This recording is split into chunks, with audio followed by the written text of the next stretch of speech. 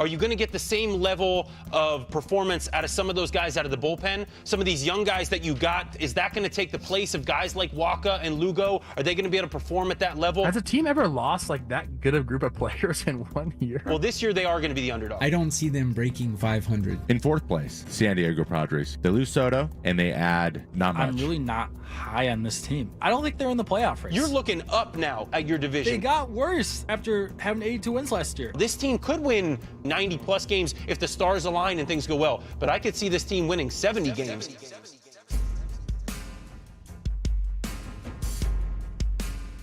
It is with great joy we officially introduce and celebrate the 23rd manager in Padres history, Mike Shildt. Ultimately, what we're here to do is win. We're about set to bring you the 2024 Major League Baseball season. Game 1, the Soul Series. 1-2 pitch, hit in the air to right field, struck well and down for a base hit. Jackson Merrill with his first Major League hit. A hard hit, line drive, single to right. Go San Diego! High drive, deep left field, at the wall, gone! Padres trailed 8-0. Hernando makes it 9-8. Here's the first pitch from Grove. Line into center field and a base hit. Wade's on his way to third. He's going to be waved. Outman's throw is on the way. No chance. And the Padres walk it off. Welcome to San Diego. Luis arrives. Swings at the first pitch, sends it in the air. Deep down the right field line. Towards the porch. Gonna go! Jackson Merrill. His first career walk-off home run. In the air to deep left field. That ball is back and it's headed into a sea of San Diegans. Manny Machado walks it up. And you just have magical moments. Dylan C says no hit. The Washington Nationals. After magical moment. Merrill madness. After magical moment. I mean, we've had 20 years worth of magical moments. All in this season. Solano on the ground to left. Kim's coming from third. The Dodgers had a 5-0 lead. Not anymore. Padres walk it up. Fuera la bola. Le va a dar la vuelta.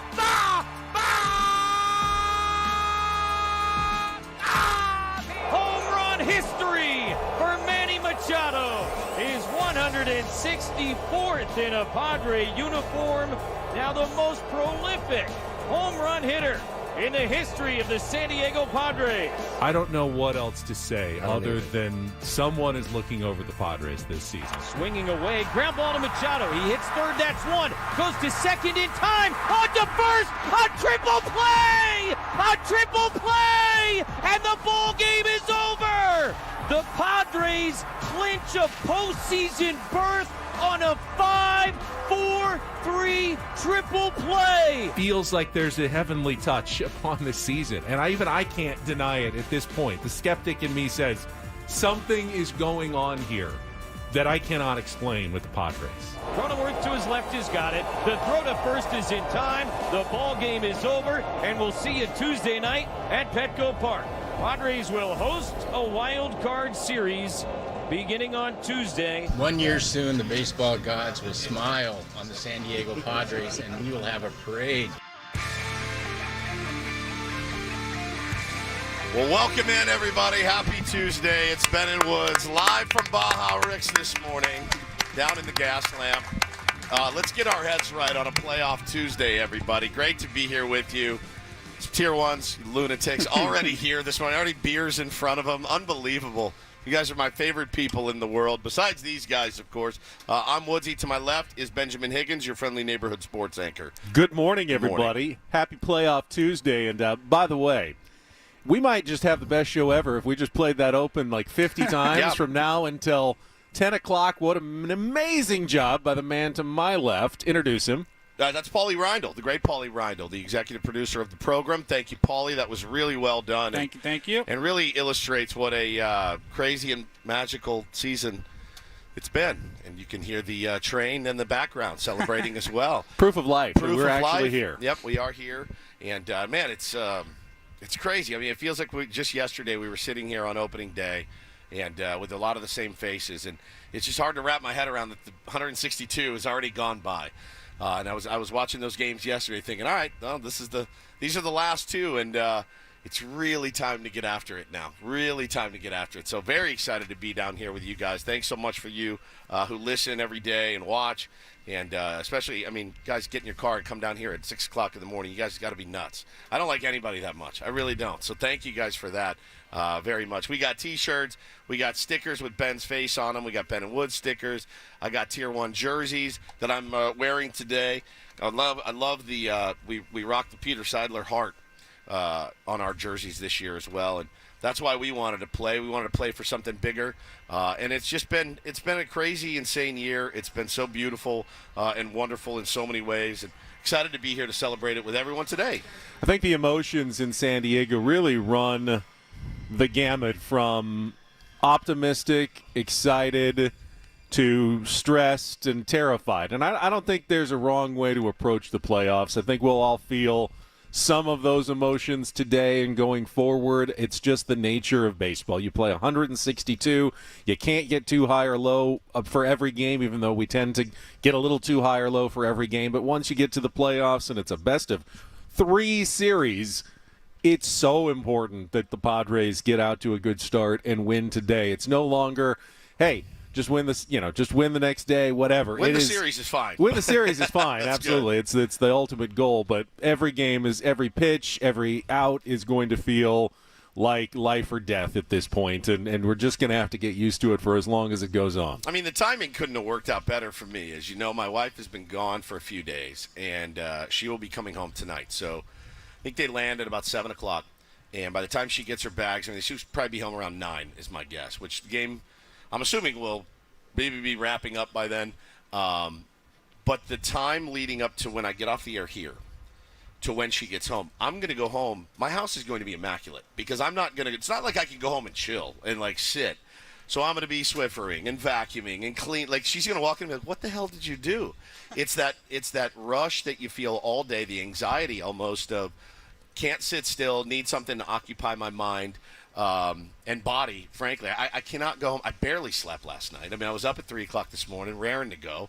And it's the beauty and the pain and the misery of playoff baseball. That reminds me, was that a picture of your dishwasher that you posted? Yeah, on Twitter last night. There were too many things in that dishwasher. Well, listen, I tweeted it, and I said art, because it was art. It was beautiful. I got everything in there.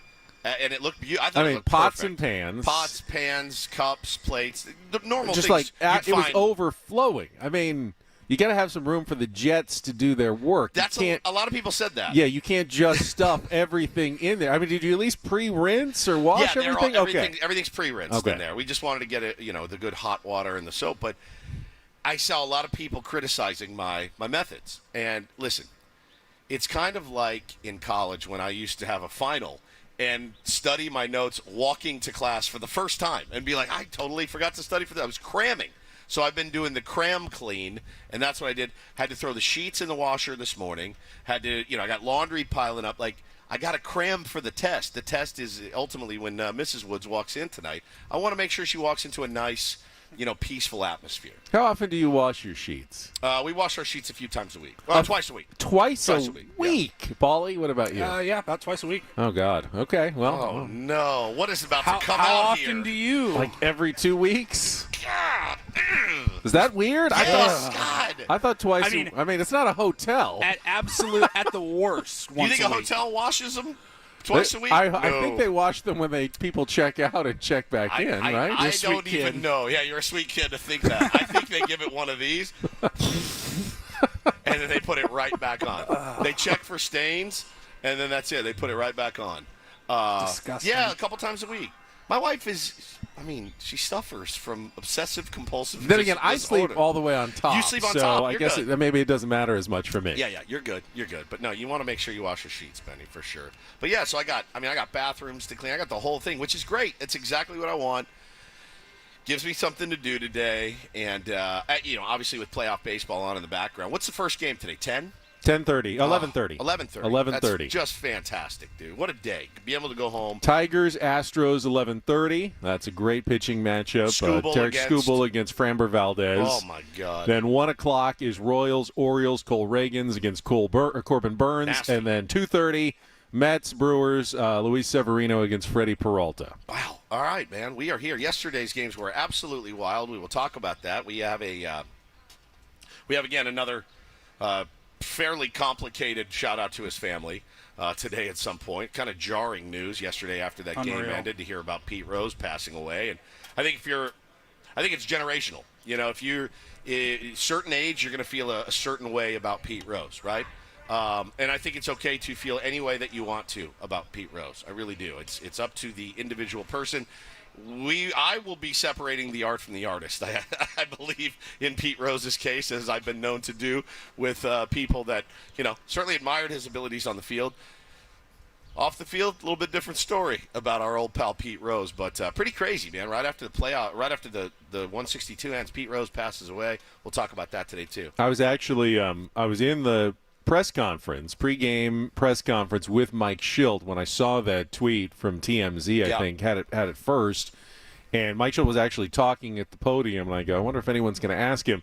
No one did ask Pete Rose about it, Mike Schilt about it, but it certainly felt odd to be at a baseball park talking about the playoffs and the postseason, and to see the news that Pete Rose had passed away. I actually was in an elevator with Mike Schilt yesterday. How'd that go?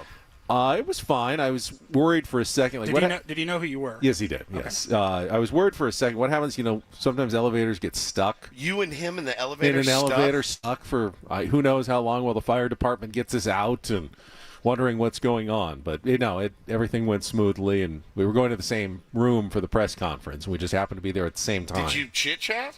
Yeah, chit-chatted a little bit. Like what? So he said, how you doing, man? And I said, really good. Really enjoying watching your team play. It's been a lot of fun, right? Especially these last few months. Right. And excited for the playoffs, and just wished him good luck. It was only 3 floors up, so it was a pretty short ride, but that was basically the extent of our conversation. Yeah, I mean, it was like a backhanded compliment. I've really enjoyed watching your team play these last few months. Those first couple of months, we called them a roller coaster, and you got very upset by that. He said, apologize for not coming on last week. And I said, oh, don't worry about it. We know your schedule and having to travel to Arizona. I said, we had Trevor Hoffman on instead. And he goes, hey, you got an upgrade then. And I said, I didn't say that. I didn't say that, Mike. And he goes, well, I did. He said, that was an upgrade. You got Trevor Hoffman on, so. I mean, I love Schildy, but I got to agree. Trevor Hoffman is kind of an upgrade over almost any guest that you're going to get. Well, he agrees too, so no worries about that. Well, I saw somebody last night talking about the Braves. We're playing the Braves today, guys, in the playoffs in the year 2024. We didn't know that yesterday at this time. We did not know that yesterday at this time. And somebody had tweeted out their plane flight number. So I went and looked up their plane flight number.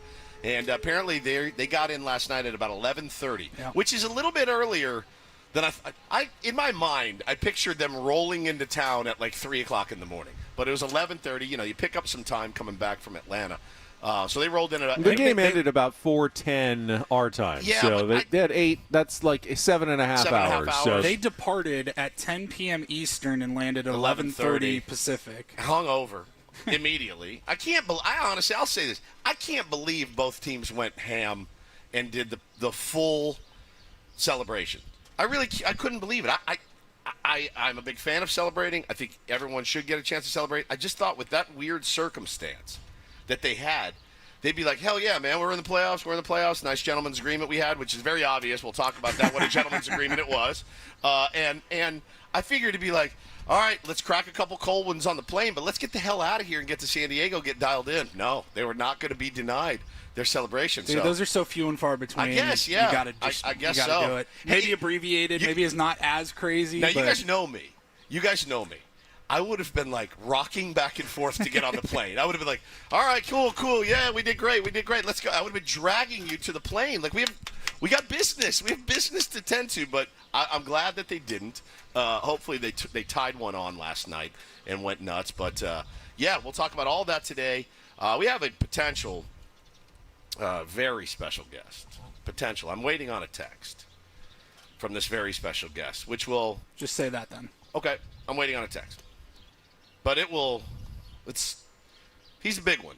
All right. Well, I'm Could be excited to find very, out. Very cool. Waiting on a Woods text sure hope it is always an interesting thing. Ben will find out with the rest of you. Yes, by the way. exactly. Ben has no idea. And speaking of the Braves, we haven't introduced the fourth member of our program today back in our Odyssey studios. Speaking of the Braves. Well, I mean, he was a giant Braves fan. Yeah. So much so he went to the World Series a couple of years ago. Adam Klug is running the ship back home for us. Good morning, Adam. I can't believe that's how you're introducing me. Hi, Kluger. Well, I mean, you are. You're the biggest Braves fan I know. Just ask the question. Go ahead. Get it out of the way. Who are you cheering for in this series? Go Padres. Was it extra sweet because it was against the Mets? Is it extra sweet if it's against the Padres, Adam? I am full bore rooting for the Padres. So you're giving up on a lifetime of fandom just for these next 3 you days. You have to do it. This is where I am. This is where I work. These are my people now. Go Pods. Yeah. No tomahawk chops for you today, huh? Wouldn't be doing that anyways. Yeah, right. You guys should see him running around the office. Oh, I have videos. He can't stop. You can't stop him in meetings. That's how he opens most of our meetings. Oh, just chopping everybody, trying to scalp people. Like it's a real thing. He's way into the whole scene. Hey, how's our credentials coming along? Yeah, how's that going?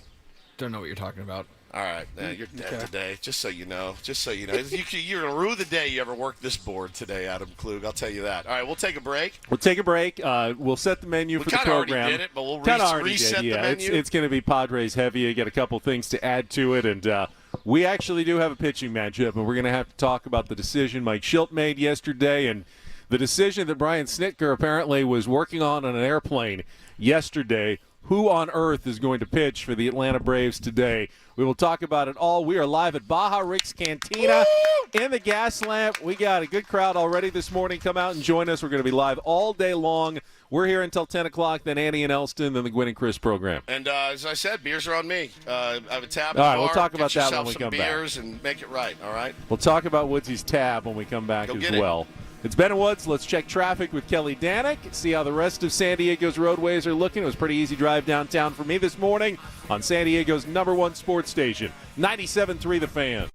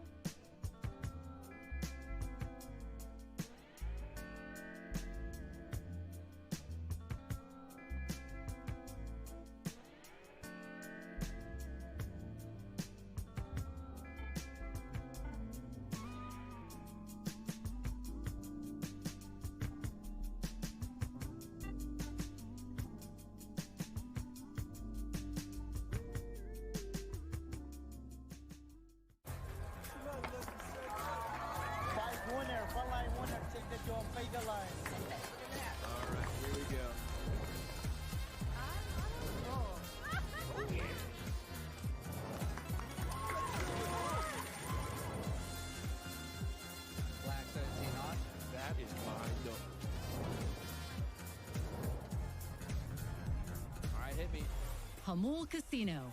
Fun above all else.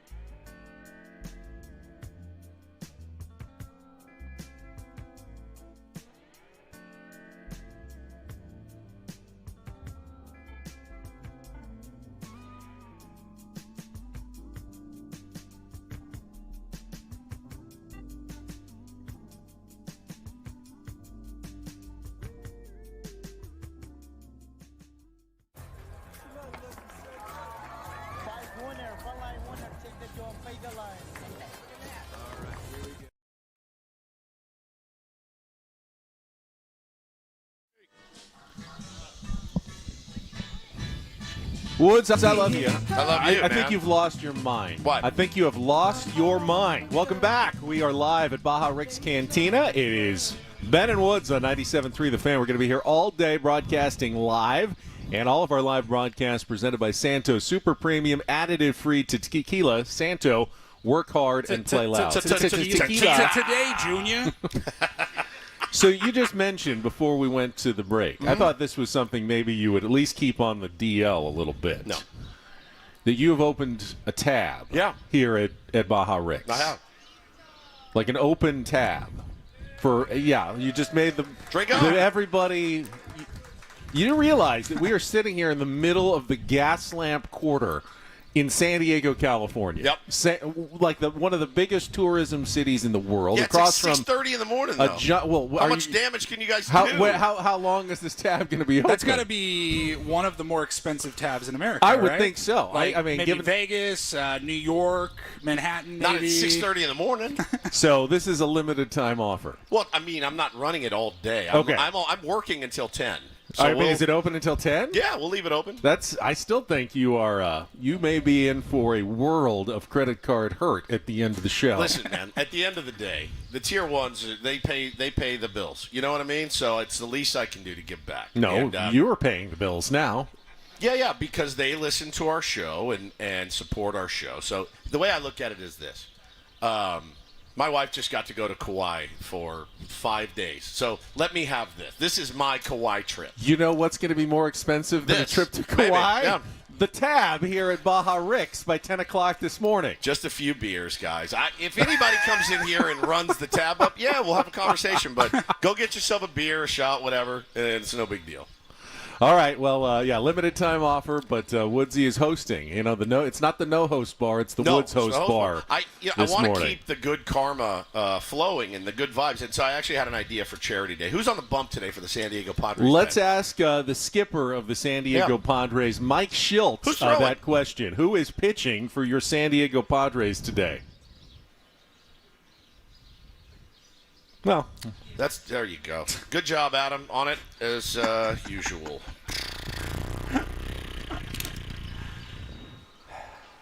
He's probably in the restroom. That's fine. All right, the answer is Michael King is pitching for the Padres today, Woods. Michael King, not Dylan Cease, as we were... Hey, y'all, it's me, Mike Schilt. Michael King don't pitch today. There you go. King. Darvish going to be out of the pen? It's going to start right when we start talking, so I'm just going to wait. I don't think he's there. Is he not there? I think he left. Okay. It's the audio. It's an audio issue. All right, audio issue. It happens. It will be Michael King. So I thought, today, putting your credit card down for a bar tab, it can be a little uncomfortable. But I'm down to be uncomfortable today. Are you? Do you even have a choice, the way you're wired? Me? You're going to be uncomfortable. That's true. You, Ben? No, I'm not uncomfortable. And I don't want to be uncomfortable. That's the difference between you and I. Well, I thought today, for every hug that you give, I will donate $5 to Michael King's King of the Hill Foundation. Every tier 1 you hug, big hugs. Look, they're clapping already. Each one, $5. We'll give it to Michael King's Foundation today. I think that's a great way to get people down here, get you hugging people, and raise some money for a really good charity. Now, again, your son also... This sounds a little untoward. No, it's going to be great. I mean, unless you love diabetes and want everybody to have diabetes. If you love diabetes, just say, I love diabetes, and I don't care. $5. Every hug, just a hug. Like if we just, one of these, just, that's $5 to Michael King's Foundation. You guys down? Yeah, all right. Deal. Well, are we going to have a line or something? Yeah, as soon as we break, you go out front, you do the hugs. And I'm just worried that we got the trolley stop right here. That we're going to have a trolley full of people who are walking out for free drinks and hugs coming up in the next couple of hours. I just don't know that it could be anything better than that. Yeah, there's one. There's another $5. All right, we're starting to raise a lot of money. Yeah, and you donate it to Michael. I'll send it in by the end of the day. And we'll make sure that we raise some money for the King of the Hill Foundation, which benefits and works on finding a cure for type 1, type 2 diabetes, both diabetes. Type right? 1 mostly because it's the onset of type 1, trying to delay it, at least a couple of more years as they continue research. So. Well, if you want to fight it, all you have to do is hug. But you have to actually request the hug. I'm not going around randomly just hugging come up, people. Get in line, and we'll give hugs, and I'll just keep a little tally right here. 1, 2, 3, 4, 5, and then at the end of the day, we'll make a donation in our name and try to raise some money. All right. Initial thoughts though on Michael King starting today for the Padres, and not Dylan Cease. It's going to be King, then Musgrove tomorrow in Game 2, and then if necessary, Dylan Cease in Game 3 on Thursday. I mean, I think it's a gamble, certainly, but it's a gamble that I'm absolutely excited about and willing to take. And I don't mean a gamble like I don't think the Padres are getting cute at all. I didn't get that sense that you're getting a little cute here, Shilty. I see what you're doing. No, I think Michael King not only has earned it, but you could make the argument he's been our best starting pitcher all season long. And that guy on the Harley, he thinks so too. And I think I'm just massively confident with the way he takes it. Now the only thing I'll say is I sure hope our guys show up behind him.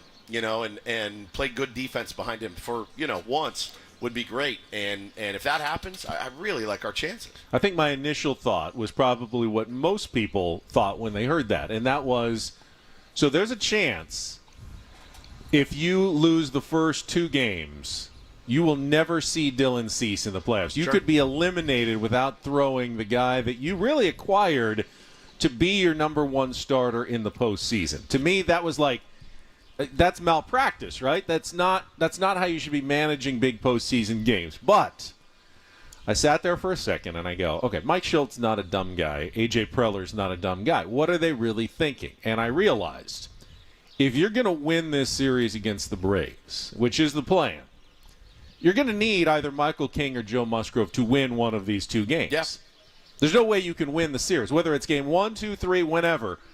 Dylan Cease can't win all three. He can only pitch once. Yep. So why not pitch, as you said, Michael King, who may as well deserve the first start as much as anyone in game 1, and Joe Musgrove in game 2? Because if you win both of those games, you have really set yourself up even better going forward with a Dylan Cease who is then ready to start game 1 of a division series against the Dodgers on Saturday. Yeah, or if you split. And if you split, you guess got Dylan what? Cease. You've got Dylan Cease going in the game that decides your season on Thursday. I love it, man. It's a win-win situation for the Padres either way. Yeah, 100%. And let's talk more about it, Benny. Let's take a break. We got to come back, and we'll talk more about it. I've been told the Michael King, Mike Schultz audio will be ready. Oh, good. All right, well, we'll play it when we come back, and we'll talk about how this all got set up yesterday with one of the crazier doubleheaders you're going to see on the day after the regular season ended for everybody else. Get to that coming up next. We are live at Baja Rick's Cantina. We're doing hugs. Downtown in the gas lamp by the trolley stop across from the convention center. Join us for Woods' Open Tab and Ben's Hugs until 10 o'clock on San Diego's #1 sports station. 97.3 The Fan.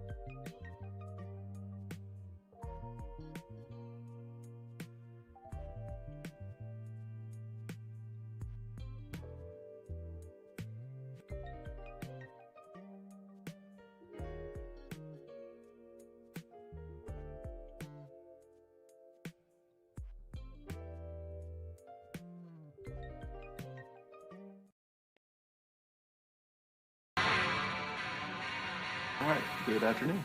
So yeah, I'm sure it's going to be asked, but our rotation will be King, Musgrove, and Cease. So may the questions begin. Why that particular order? We picked him out of a hat. I mean, really, legitimately, almost could, but there's reasons behind all of it. He could have gone in a lot of different ways, but just felt that was the appropriate way to go. You know, Michael had rest, kept him going. You know, we were able to bump him in Arizona, keeps him closer to being on the mound. Joe's been fantastic. Dylan's been fantastic, so that's the order we went. So Mike Shoutout literally went on to explain he did not read.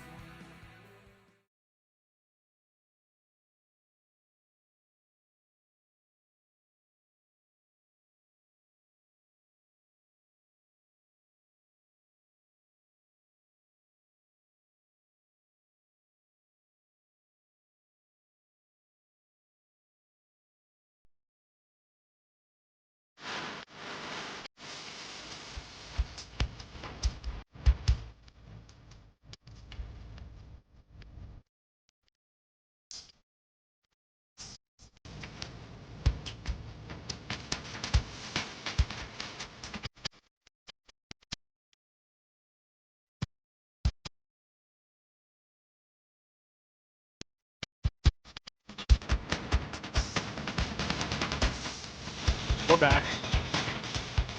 We're back. What? We dropped. Restart what you were talking about. So Michael King gets the start.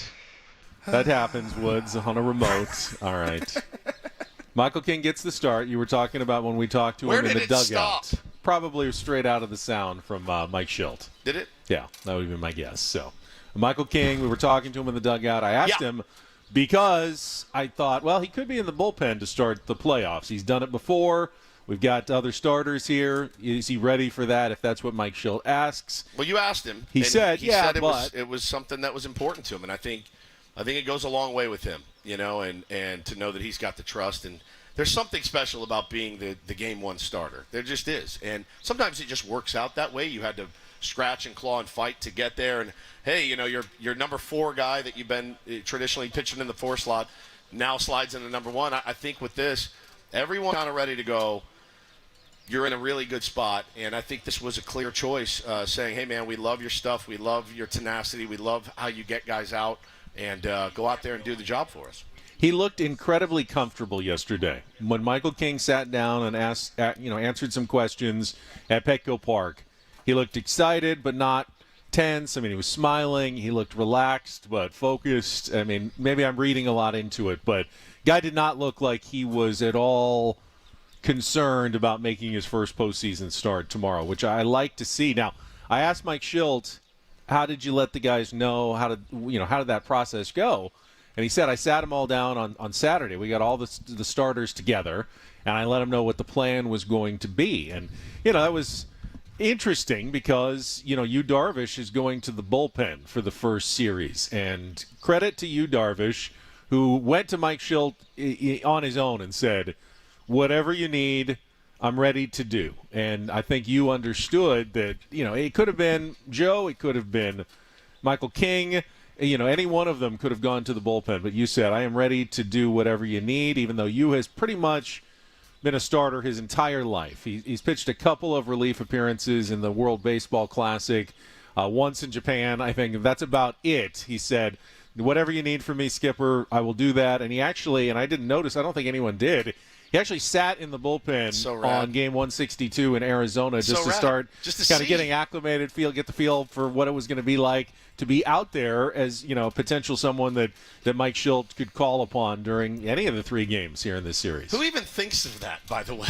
I just would have never even thought to all right, I mean, it just goes to show you what an artist Yu is, what a craftsman he is, how much he cares about his craft and his team, the fact that he's willing to say, dude, whatever you need. I mean, that guy's how long has he been in the league? 15-year veteran or something? Ridiculous. Pitched in huge games. And he's like, you need me out of the bullpen? You got me out of the bullpen. And I think these are all things that we just didn't see here last year. We just didn't. We didn't hear about it. We certainly didn't see it. In fact, it was the other way. And it was started in spring training when we sat down with guys, and every single guy to a man was telling us what they did not want to do. I can think of 4 or 5 guys off the top of my head that told us spring training last year, this is what I don't want to do in 2023, right? I mean, you guys know who I'm talking about.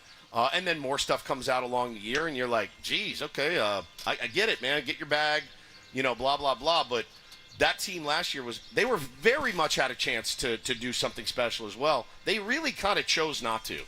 This team made a conscious decision to say, what do you need? You need me there? I'll be here. You need me to play this? Think about how many guys have played different positions this year. Think about how many guys have pitched out of turn. Think about how many guys that have gone up and down and whatever the team needed. So I think it just goes a long way with the culture that Mike Shildt has helped create, and along with some of the guys like Jackson Merrill, Manny Machado, that have been leaders for this team all year, and expect that of guys now. And I think Michael King realizes he doesn't have to go out there and be a hero. No. He's saying, hey, I'm going to go out and do what I've done all season, but I've got an entire, bullpen of really great guys behind me, and they're going to come in and do their job as well. So, there's that approach where you don't want to make it too different from the regular season. It's not. It is more important. It is more critical to be as perfect as you can be. But you also can't just say, all right, I'm throwing everything I've done well out the window, and we're now just going like, I'm a reliever going out there and I have to strike everybody out. He's not taking that approach, which I think is the right mentality for this game. Well, and honestly, guys, at the end of the day, this could be much ado about nothing. If Michael King goes out and does what he's supposed to do, the bullpen comes in, gets the job done, great. If Joe Musgrove goes out tomorrow, does what he's supposed to do, the bullpen comes in, gets the job done, great. Move on. Next series starts on Saturday. Yu Darvish is lined up for a start, as is Dylan Cease lined up for the first game. So that's exactly what you want. You don't want to have to get to a spot where you're like, and what I hope Mike Shildt doesn't pull the Dave Roberts thing where he's like, I really need to get Yu Darvish a moment here out of the bullpen. You really don't. You really don't unless something has gone haywire. Or you've got a 10-run lead, but even then, I'm probably still not using Yu Darvish. Fingers crossed we don't see him until the divisional series. I hope I don't see you till this weekend. Honestly, and you don't need to get him a moment. He doesn't need a big, try to get him a save or something. That we see that in LA every single year. We will miss it this year because of Kershaw's toe, which really gives the Dodgers a much better chance of winning a World Series. But if Dave could find a spot to wedge him in there, he absolutely would. I hope Shilty just does what he's done all year long. Don't get crazy just because you got a new toy down there. And it's a good toy. It's a really nice, expensive, perfect toy. But you don't have to play with it. Who will the Padres be facing for the Braves? Well, Game 1 starter is T, Game 2 starter is B, and Game 3 starter is D. We'll talk about the last-minute decisions that the Atlanta Braves are making for this series when it comes to their pitching staff. We'll do that right after a check of traffic here on 97.3 The Fan. From the 97.3 The Fan Traffic Center, here's Kelly Danick. Traffic is brought to you by MTS. Get to Petco Park the easy way with MTS during the playoffs. Guys, got a few problems here. One of them is this crash in middle lanes on northbound side of the 805 right before Plaza Boulevard. Also an accident involving a motorcycle on southbound 15 past Ocean View. That's got the fast lane blocked. Playoff baseball is back in San Diego. Get to Petco Park the easy way with MTS. Trolleys run every 15 minutes or better throughout the day. Learn more and plan your trolley trip at sdmts.com. That's sdmds.com. I'm Kelly Danick with Ben & Woods, San Diego's #1 sports station, 97.3 The Fan. So when the Atlanta Braves wrapped up the game yesterday and Brian Snitker was asked about his pitching matchups for the series, he said, well, you got about 4 hours in the air to figure it out. And that is pretty much the mentality right now for the Padres' opponent. It doesn't look like it's going to be Cy Young favorite Chris Sale. Doesn't it? Woods has got that skeptical look to his eyes. Doesn't but it? Brian Snitker did say that with Sale unavailable yesterday due to back spasms, he did not expect him to pitch in this series against the Padres. He was hopeful maybe if they advance in the playoffs, he might be able to go in the division series. All right, Brian Snitker. Go ahead and leave him off the roster today then, and then we'll believe you. Until that happens, until you say, yeah, we're not even going to put him on the roster, which, by the way, if he's unavailable for the next 2-3 games, why would you put him on the roster? My gut tells me he'll be on the roster in case some sort of miracle occurs, right? I mean, you want Chris Sale. Chris Sale could have pitched yesterday. He said, I could go. I can go. Now, they didn't need him. The dude that started for them game 2, really good, but it also helps when the Mets aren't swinging at 94 down the middle at all day, or swinging at balls in the dirt and not running out ground balls and stuff. That helps your case certainly as well. But if he's not available, Ben, why would you put him on the roster? We haven't seen rosters yet, so I don't know. If he's off the roster, I'll believe him. Well, I mean, the reason you wouldn't put him on the roster is because you're going to have to bring in some pitchers. They do not have enough. They really don't have enough arms available today to even cover a 9-inning game. So they're calling up at least 1 or 2 from Gwinnett, whatever their minor league AAA affiliate is, and they're going to get into the game today, including perhaps the starting pitcher who is yet to be named for today's game. Schwellenbach, who pitched yesterday, he's likely toast for the series. He was great. I'm glad the Padres didn't have to face him, but they shouldn't have to face him this year. He went 7 innings. Next 3 days, he's probably unavailable. Holmes, who you said started game 2, was great. He also pitched on Sunday. Yeah. I think, an inning and a third or an inning and 2/3. So he's definitely down today, probably tomorrow as well. Reynaldo Lopez threw in relief yesterday and as well, and he pitched on Sunday? Saturday. Saturday was the starter, I think, for the Braves. Wow. So he might be able to pitch the third game if it gets to a third game on Thursday. The only pitcher starter they have that is probably fully available for the series and ready would be Max Fried, who is scheduled to go in normal rotation tomorrow, but they could go with him on 3 days rest today. That still leaves them with a bunch of questions for the rest of the series, though. Brian Snitker said, figuring it out on the plane, they have not announced any of the starters for any of these 3 games. I think at the very least he's got a little gamesmanship, and he's delaying the Padres' preparations in terms of hitters trying to figure out who they're facing and what they can do today by delaying that as long as possible. What about Charlie Morton? Charlie Morton pitched as well in the week. He was Sunday's starter, so he's probably available maybe late in the series if they need him, but not today. Nuts. So yeah, they are hard up for pitching in this series. Well, and listen, I know that gets us all excited, and I thought Manny spoke to it yesterday. He's like, yeah, I loved what he said. He goes, yeah, we have the advantage today. But tomorrow at 5 o'clock, when the lights turn on and everybody's ready to go, nobody's feeling any pain. There's no pain. It all goes away. Everybody's at 0. Doesn't matter how tired you are. Doesn't matter how much you pitched. Doesn't matter how much you ran. Doesn't matter how long the flight was. When the lights turn on at 5, you got postseason baseball. All bets are off. And I think Manny had some good focus about that yesterday, thinking, yeah, man, we just need to go out and do what we need to do regardless of who's on the mound for them. It's stuff we like to do. We like to build it up and think, well, this gives us a clear advantage. If this game has taught us, Ben and Woods, the tier ones out there, anything, you just can't. It's just so hard to handicap. It's so hard to bet on. Yes, absolutely, on paper, we definitely have an advantage. But, man, those guys are able to find holes. Those guys have big-time players in their lineup, big-time players that have done it before, that have the hardware to prove it. So, 5 o'clock, lights go on. No pain. I mean, everybody's going to be duking it out. It's going to be great. Yeah, I mean, it played out well for the Padres yesterday, there's though. No question, let's not deny that. There's no question. The fact that the Braves lost the first game, had to use their bullpen heavily in both that game and then protecting a close lead in the second game. Even though the Mets never really threatened, the Braves could never feel comfortable. They were always a 2-run home run away from their season potentially ending. Yeah. So they had to play intense baseball for 18 innings yesterday, suffer the pain of the come from ahead, come from behind loss to the Mets in Game 1, and now do it all over again with their season on the line for the next 3 days. Tell me, Benny, about back spasms, because we were texting yesterday. You said you used to get back spasms. I did. And it probably was what derailed your pitching career. Maybe a bulging disc in my back. And that's probably what kept you off the mound. I would say so. Actually, this was long after my playing days were over. But now you're a golfer, though. I am. When your back is toast.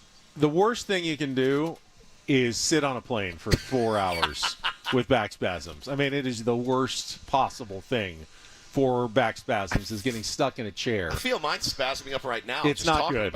It really isn't good. I just, the fact that he said before the game, Chris Sale did to Brian Snitker, I really can't go today, about an hour before the game.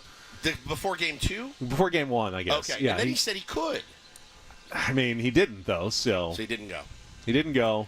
Now, I did for a minute think these SOBs are really rolling the dice here, man. They are really, really what a gamble by Brian Snitker. Because if Chris Sale runs out of that bullpen tonight and has the ball in his hand, number one, he's Chris Sale, but he's throwing 92 right now. He's clearly not well, hasn't pitched in a while.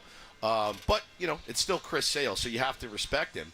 But he doesn't scare me. It's not like, ooh, big bad Chris Sale. Like, he's a little bit damaged, but he can still dial it up and get you when he can still make pitches when he needs to. I legit thought they are really pulling the back spasm move so that they must really have locked this agreement down in stone with the Mets yesterday. My first thought was they really Mets are really going to roll this one over. Then Joey Lucchesi goes out and pitches not bad. Well, Joey Lucchesi got that opportunity. There's no way with everybody watching. I mean, it's the only baseball game on. Yeah, you're not going to. You're not. Yeah, I mean, no competitor. This is a chance for you to hey, I'm going to go out and do what I can. I can still pitch. And he did. For 6 innings. It wasn't dominant, but he kept the Braves or kept the Mets in that game at 1-0. It was the offense that seemed more than willing to kind of swing fast, get out quickly and get to the plane and get to Milwaukee for their series. But Joey Lucchesi competed for the Mets in that game, and that's why you can't really ever have a gentleman's agreement, because once the one team's won the first game, why would they do anything other than try to win the second game? At least the guys on the field. So to get the game, to get the thing moving, get on the plane like you said, and go to the playoffs. All right, we'll come back. They were celebrating together after the game. In the middle of the field. Both teams, yeah. All right, we'll talk about that funny celebration and continue. Hour number 2 of Ben and Woods live from Baja Rick's Cantina on Playoff Tuesday on 97.3 The Fan.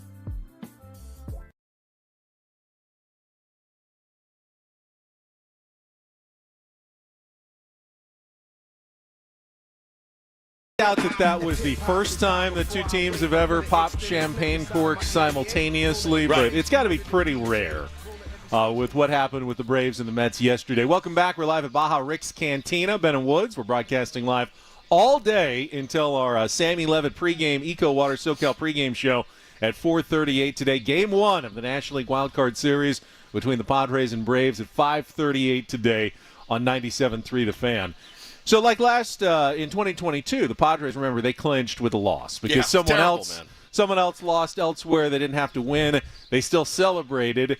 That's happened in the regular season where one team won, clinched. The other team, because someone else lost, also clinched, and they both celebrated at the same time. But you had a really odd sequence of events at Truist Park yesterday that led both the Mets and Braves to be popping champagne the day after the regular season ended for everybody else and the day before the playoff starts for both teams in two completely different cities. Pretty nuts, man. Pretty nuts. And of course, Game 1 was one of the best baseball games you'll ever see. I mean, it really was. If you really didn't have a rooting interest, and I think for Padre fans, our rooting interest was great. Let's get some bullpens going. Let's get some guys burning, you know. I said yesterday, the best case scenario would be like a late comeback by the Mets, in which the Braves have been trying to hold on to the lead with all their pitchers. Then they give it up, and then they have to play another entire game in which they have to win with their season on the line. It's exactly how it played out. Yeah, and the Braves were really on cruise control until the, seventh inning is when it kind of all unraveled, and it was 5 hits in a row. And next thing you know, you look up and you're like, good Lord, and then it changes hands again, then it changes hands again, then it changes hands again. And, you know, Francisco Lindor, obviously with the big knock. Edwin Diaz, I thought, again, you're talking about a guy that is probably not at his best right now, but refused to come out of the game. I thought that was a pretty cool. He also refused to cover first base. He did when Pete Alonso made a great play. He also refuses to look at any base runner that's on, ever. So I think maybe if you get a jump, you can get it. They don't even bother throwing down. I mean, these guys are just swiping bags off them left and right. But it was a fantastic baseball game, and again, fantastic for the Padres in that they kind of did what you needed them to do. Let me ask you this, though, Betty. I was surprised that Eduardo Perez even made note of it. The Brandon Nimmo last play of the game. Number 1 hits the ground ball. Brandon Nimmo is literally Lord Eyewash. Since Pete Rose passed away yesterday, Brandon Nimmo takes on the mantra of Charlie Hustle. And he's a big, if he walks, he sprints down to first base. So that's his thing. He barely ran down to first. He was also safe. Nobody challenged it. They just wanted the game over to move on. Any thoughts on that for you? If you're Torey Lovullo and you're watching this, is it sticking your craw a little bit? Because I'll tell you, for me, if I'm Lovullo, I'm like, it's not Brandon Nimmo's fault. It's our fault. We had plenty of chances to go out and win this wild card. We had a huge lead in it, and we spoiled it. It's unfortunate if you were a Diamondbacks fan and you were relying on the Mets to win that second game with your season on the line. The series of events that put them in that situation, they obviously bear responsibility. They lost 5 of their last 6 going into the series finale against the Padres. They take care of business in any of those games. Yep. They don't have to worry about it. They're in the playoffs today. Brandon Nimmo's an easy target if you're a Diamondbacks fan today. Somebody to point the finger at, but at the same time, I think if they're going to be mad at someone, it's probably Major League Baseball, because had they played those games at a neutral site before a doubleheader at the end of the season, both the Mets and Braves would have had to play hard, not knowing how important those games were. And someone might have won both of those games, which would have left one of those teams 1 win short of the Diamondbacks in the playoffs. Yeah. The circumstances of waiting until the end actually gave the Braves and Mets, while a disadvantage for the playoffs today, an advantage for knowing exactly what they needed in that last game of the season. 1 win each, and they could play it accordingly, and they did. I don't think there was any conversation that needed to go on, but it was played accordingly.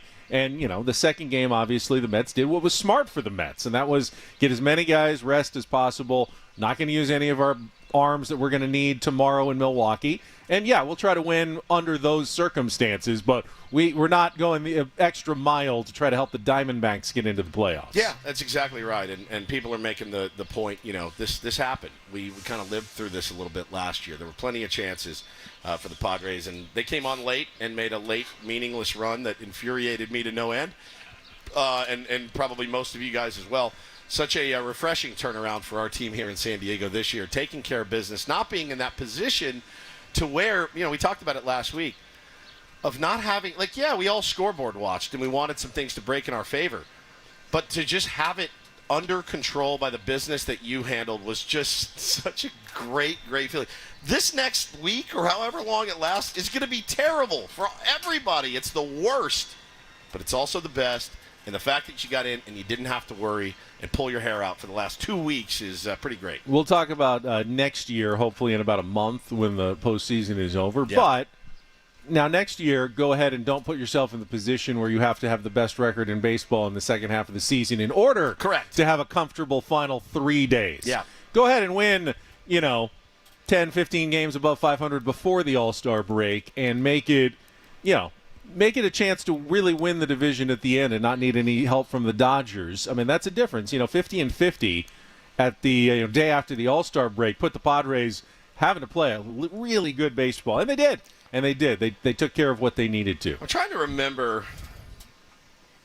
I certainly had a different feel at this team 50-50 than I did last year. I did. I had hovering around 500, a couple games under last year. The 50-50 this year, while I wasn't super fired up, I still had a lot of belief. And you could see the tides changing a little bit. And Mike Schilt, now remember, first-year skipper with the team. He's putting his mark on it. He's preaching the same message over and over. It finally kicks in, and the guys go on this ridiculous run.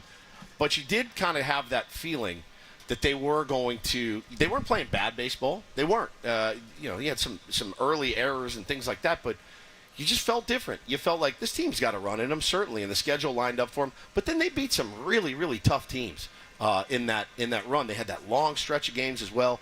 Every challenge we presented to them on the round table, brought to you by Round Table Pizza, every Thursday, Ben. Every challenge we presented to them, they just crushed. They need to go. They better go 5-5 on this road trip. No, they went 7-3 or 8-2, and really just blew expectations out of the water. Well, one of the biggest differences in the first half of the season was, no depth in starting pitching. Right. Adam Mazur starts, Randy Vasquez. Matt Waldron did an amazing job in being the guy that they needed in that first half of the season. But once the trade deadline especially happened and Martin Perez came in and Yu Darvish and Joe Musgrove were back, you felt the Padres every single game really were in a good position to win. You couldn't say that in the first half of the season. You just didn't feel that way a couple of the days of the week, that it might be tough for the Padres to win. That's an easy way to play 500 baseball for 3-4 months. Massive credit goes, of course, to A.J. Preller for identifying fairly early in the season that we need help.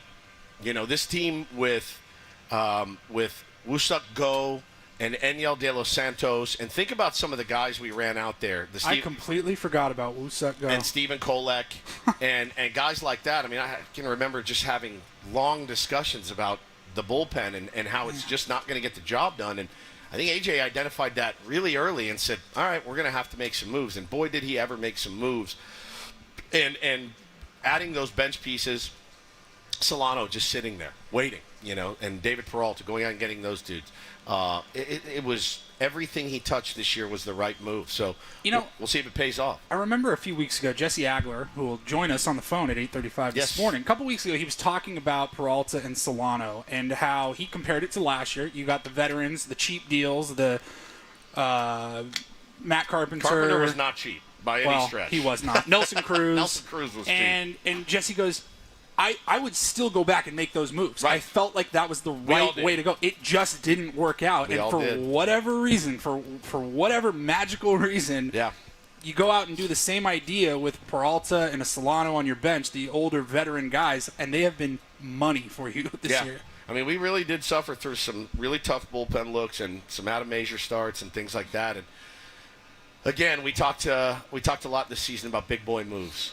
and the Padres made a ton of them. I mean, usually where they're holding the guy's hand for a while and saying, no, figure it out. I think they kind of realized, no, they need to. There's no more time to figure it out. If you're not getting the job done, you're not going to be here. And that happened a bunch this year. Remember last year when Bob Melvin kind of gave up on Matt Carpenter and left him for dead for like a month without getting into a game. God. And I don't think Padres fans. I don't think we had a big problem with it. He was so unproductive. But you could have seen the same thing happening with David Peralta when they signed him. He really wasn't performing, sitting in the hundreds, wasn't really adding much to the team. Yeah. And it was I saw the tweet starting to come in. All right, it's time to give up on David Peralta, but they didn't. They kept sticking with him a little bit longer, and David Peralta started heating up. And when Fernando Tatis Jr. was out, he ended up being basically the everyday right fielder for a good 2-month chunk of the season, and keeping the Padres really important. That bottom of the lineup, keeping it going. He had some big hits, some big home runs. And they just, they stayed and had faith with him. I'm not saying that would have happened last year with Matt Carpenter. I almost think for certain it would not have happened. But there has to be some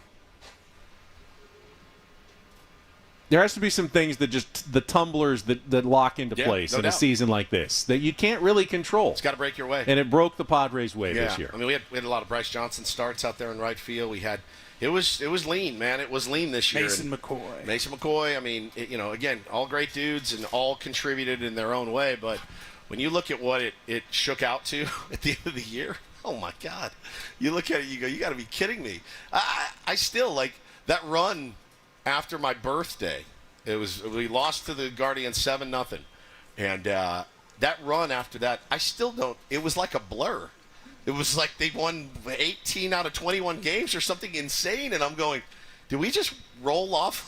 You felt like you were running on fumes getting into the All-Star break. Yeah. And like, all right, reset, here we go. And then that Friday night loss, you're like, oh, no. And I remember all week long, summer break, no baseball to talk about. We're just saying, you kind of feel like this is make or break for the season here. And then you drop that Friday night game, you're like, oh, my God. And then they just go red hot. I was making copious amounts of love with my wife that weekend, so I really didn't care. But when I got back to the real world, Ben, I was very surprised at the run that team went on against some really good teams. Well, it sounds like Hannah was taking on Woods at some point. We're actually not going to play Take on Woods today, given that we've got trains going by and we're on remote, but we still have a pair of tickets to give away. All right, it's 6 o'clock in the morning. Yeah, there you go. Cake coming up this Saturday at the very first concert ever at the new Front Wave Arena up in Carnal Oceanside. relations. Okay, settle down. Settle down, guy. Adam's going to answer some phones in the studio. If you want to call in and win, 833-288-0973. I actually have a trivia question. I've never done this before. Adam knows the answer, though. You've never done trivia? Not on our show. Not on our show. Yes. Yes, we you have. We have done trivia? When was the last time we did trivia? I promise you. All right, maybe we've done it before. Anytime we give away something without doing our typical game, you do trivia. All right, this is a tough one. So the Padres playing the best-of-3 series against the Atlanta Braves. These are fairly new. Only in 2020 did they start playing best-of-3 series. Only 3 of these have ever gone the full distance. Game 3. Padres have won 2 of them against the Mets and the Cardinals back in 2020. Who's the only other team to ever win a Game 3 of a best-of-3 playoff series in Major League Baseball? If you know the answer, call in 833-288-0973. Adam will take your call. You can win those tickets to Cake this Saturday at Front Wave Arena up in Oceanside. And everybody here, we haven't forgotten about you. We've got some tickets to Oktoberfest and La Mesa giveaway. We got Ben & Woods merch if you stop by. So please, come on down and join us at Baja Rick's Cantina as we are broadcasting live all day. Ben & Woods back after a check of traffic here on 97.3 The Fan.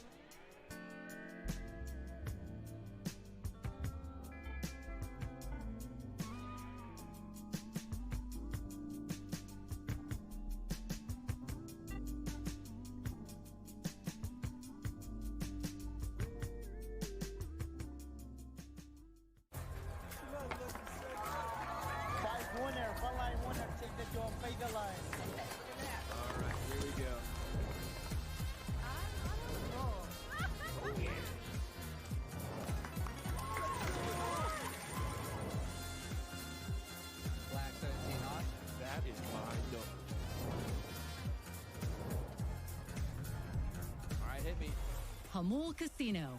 Fun above all else.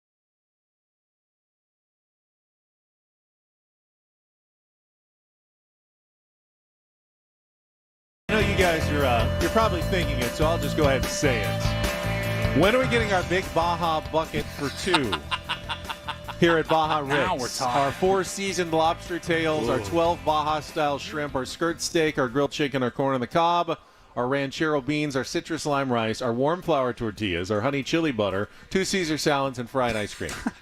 I was told probably between 8 and 8:30. So you're going to have to wait for another hour. I will let my my appetite grow and fester. I'm just dibs on one of the lobster tails. Yeah, or we know.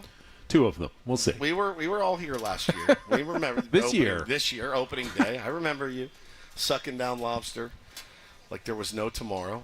We are live at Baja Rick's this morning, and we've already had a nice little crowd of tier ones. Make some noise out there. Let everybody know we're not lying. We actually have people here. Asses in the seats for Ben and Woods. The entire station's going to be here all day. Annie and Elston will be next, and then Gwen and Chris will be here. Probably will Tony come by? I wonder. Yeah, maybe. I don't get no promises. He's got a game to call at 5:38. I wonder if that was the Braves that just rolled by. I would think that they're probably right above us in one of the rooms. Well, probably in many of the rooms at the Omni. That's where most visiting teams stay. Oh, they stay right there. Yeah, right here. So we should go mess with them somehow. Yeah, they can come out on their balcony and listen to us talking about them in the morning as they wake up. They're probably asleep, though. As you said, they didn't get in until 11:30. Their flight landed. I mean, check in 12:30. Hey, Whit Merrifield. Quick bite to eat or something. After you. Let's get after them. What would they be doing in Boston? Would they be knocking on their doors right now? You know what I mean? Go Ben. Go pull the fire alarm. No, I'm not going to go pull the fire alarm. I thought you were a Padres fan. I guess you're not. Okay, that's fine. But that's really where they are, huh? Yeah. Right there. Well, they can come down, get a little lobster, and We'll do some interviews with those guys. If we Stop on by, absolutely. If we see them walking to get their coffee or something, let's bring them on. We're not. Usually this is our Don't Do This segment. We're on remote, so we're just kind of playoff focused. I did want to bring up some of the other news of the day in Major League Baseball. 3 big headlines. We'll start with the St. Louis Cardinals, who announced that John Mozeliak, their president of baseball operations, will be stepping down after next season and will be replaced by Chaim Bloom, formerly with the Red Sox. So he's got one more year. In San Francisco. So wait, Mozeliak's got one more year. One more year. And then Bloom takes over. So they're doing like the soft landing, the transition, and all that. Okay. But, there was some big words about how the Cardinals need to get back to, being the Cardinals and drafting and developing, and it's kind of gone off the rails the last few seasons. San Francisco Giants fired their president of baseball operations, Farhan Zaidi, yesterday. Obviously he came in and was supposed to turn around the fortunes of that franchise, and for a second he did. They won 107 games, and it was like, the Zaidi way is going to take over Major League Baseball, and then last couple of years have been disappointing, and it has not worked out for San Francisco the way they anticipated. Yeah, but I think the bigger story there is who took over for Farhan Zaidi, and that was Buster Posey. And you may remember a couple of weeks ago there was a bit of a tiff between a couple of the writers in San Francisco. And I believe it was our buddy Andrew Baggerly, and it was one other guy and maybe a woman as well. They were all kind of jawing back and forth because the rumor was when they got the Matt Chapman extension done, Buster was in there and he finally just goes, Farhan, take a walk. Just go. Let me talk to him player to player. Let me sell him on the greatness of playing in San Francisco, okay? You take a walk, take a breather. I got it. He got the job done. Signed Chapman to an extension. And then I guess wheels started turning. And, the other thing is, like, you never know, man. Was Buster behind the scenes saying, like, hey, man, like, I got a better handle on this guy? Somebody made the really funny tweet yesterday. Buster Posey is the only president of baseball ops who is a better hitter than any person on his team. Like A.J. Preller, my guess, not a great hitter. Probably not a great hitter. Not a better hitter than Fernando or Arise. You know what I mean? He might have a better jump shot, but he could probably beat all of them in basketball. But as far as hitting goes, I'm still taking Fernando, by the way. Oh yeah, Fernando against Preller, 100%. In like 10 years, though. Let's not do it now. But no, and so Buster Posey is going to be the new president of baseball ops, and I don't know how you feel about that if you're a Giants fan. I mean, you love Buster Posey. You're excited about having him be at the top of the franchise. I would think you're also concerned Michael Jordan about must have been a really good owner. Derek Jeter must have been a really good GM and owner, his too. complete lack of executive experience. I mean, all the things that go into that job, he's going to have to be learning on the fly. Usually the Major League Baseball level is not where you learn things on the fly. I'm sure he can hire people under him and general manager to do a lot of that work and hold his hand a little bit, but there's going to be some hand holding that has to go on even for a good baseball guy like Buster Posey taking over a job like that. What do you think about do they keep Bob Melvin? Guess Buster Posey is going to get to decide on whether he likes Bob Melvin or not as a manager. I wonder if one Skip Schumacher would be interested in that job. Why don't you text him and ask him? Well, he texted me this morning, as a matter of fact, that you mentioned that. He texted me at 7:06. He said, you going to the game? And I said, no, Hannah's coming back from Hawaii, so I've got to pick up kids, clean house. It's week. He goes, SOB, I'll be there. No beer in the third then, meaning I would have gotten to have a beer with my beloved Skip Schumacher tonight. I said, tomorrow? He said, nope, just going tonight. I said, well, Benny and Paulie will be there. He did not respond. I find it amazing that someone who just, suffered through a 162-game season, and a tough one with the Miami Marlins, and obviously we talked yesterday, Skip had loss in the family and had to come home, that the first thing he wants to do then after the season's over is go to a baseball game. Nah. That's Skip, though. He's a lifer. He's a lifer. Well, and also you probably got really good seats.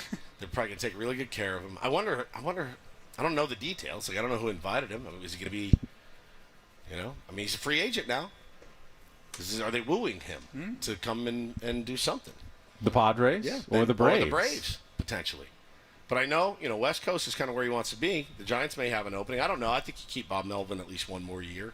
He signed a 3-year deal, I think, with them. But you just never know in the game of baseball, man. So I'm still waiting on confirm from our potential very special guest, but I don't know if it's going to happen. So I'm That's what I'm looking for right now. All right, well then let's get to the biggest story that happened in baseball yesterday. Unexpected, the announcement of the passing of Pete Rose at the age of 83.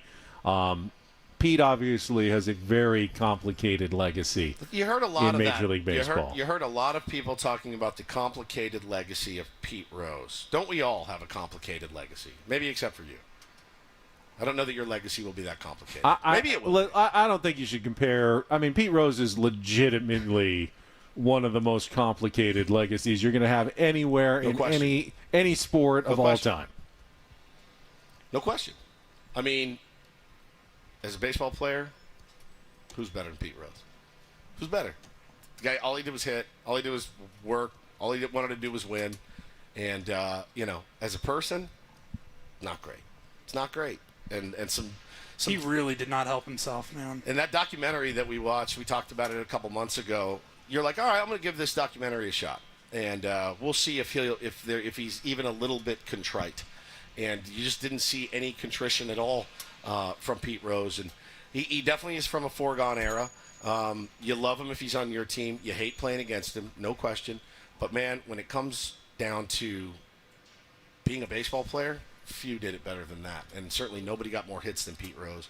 But yeah, man, just the gambling, the underage woman. I mean, it's just gnarly. Like, it's just a gnarly legacy. Just the, I mean, he could be charming at times. Sure. Oh, funny as hell. Man. I mean, you could see from that documentary just the person that he was. Yeah. Like, never really figured out what it meant to be like a good person, unfortunately. It's weird, though, because I watched him with his kid and listened to his kid talk about him, and his kid revered him.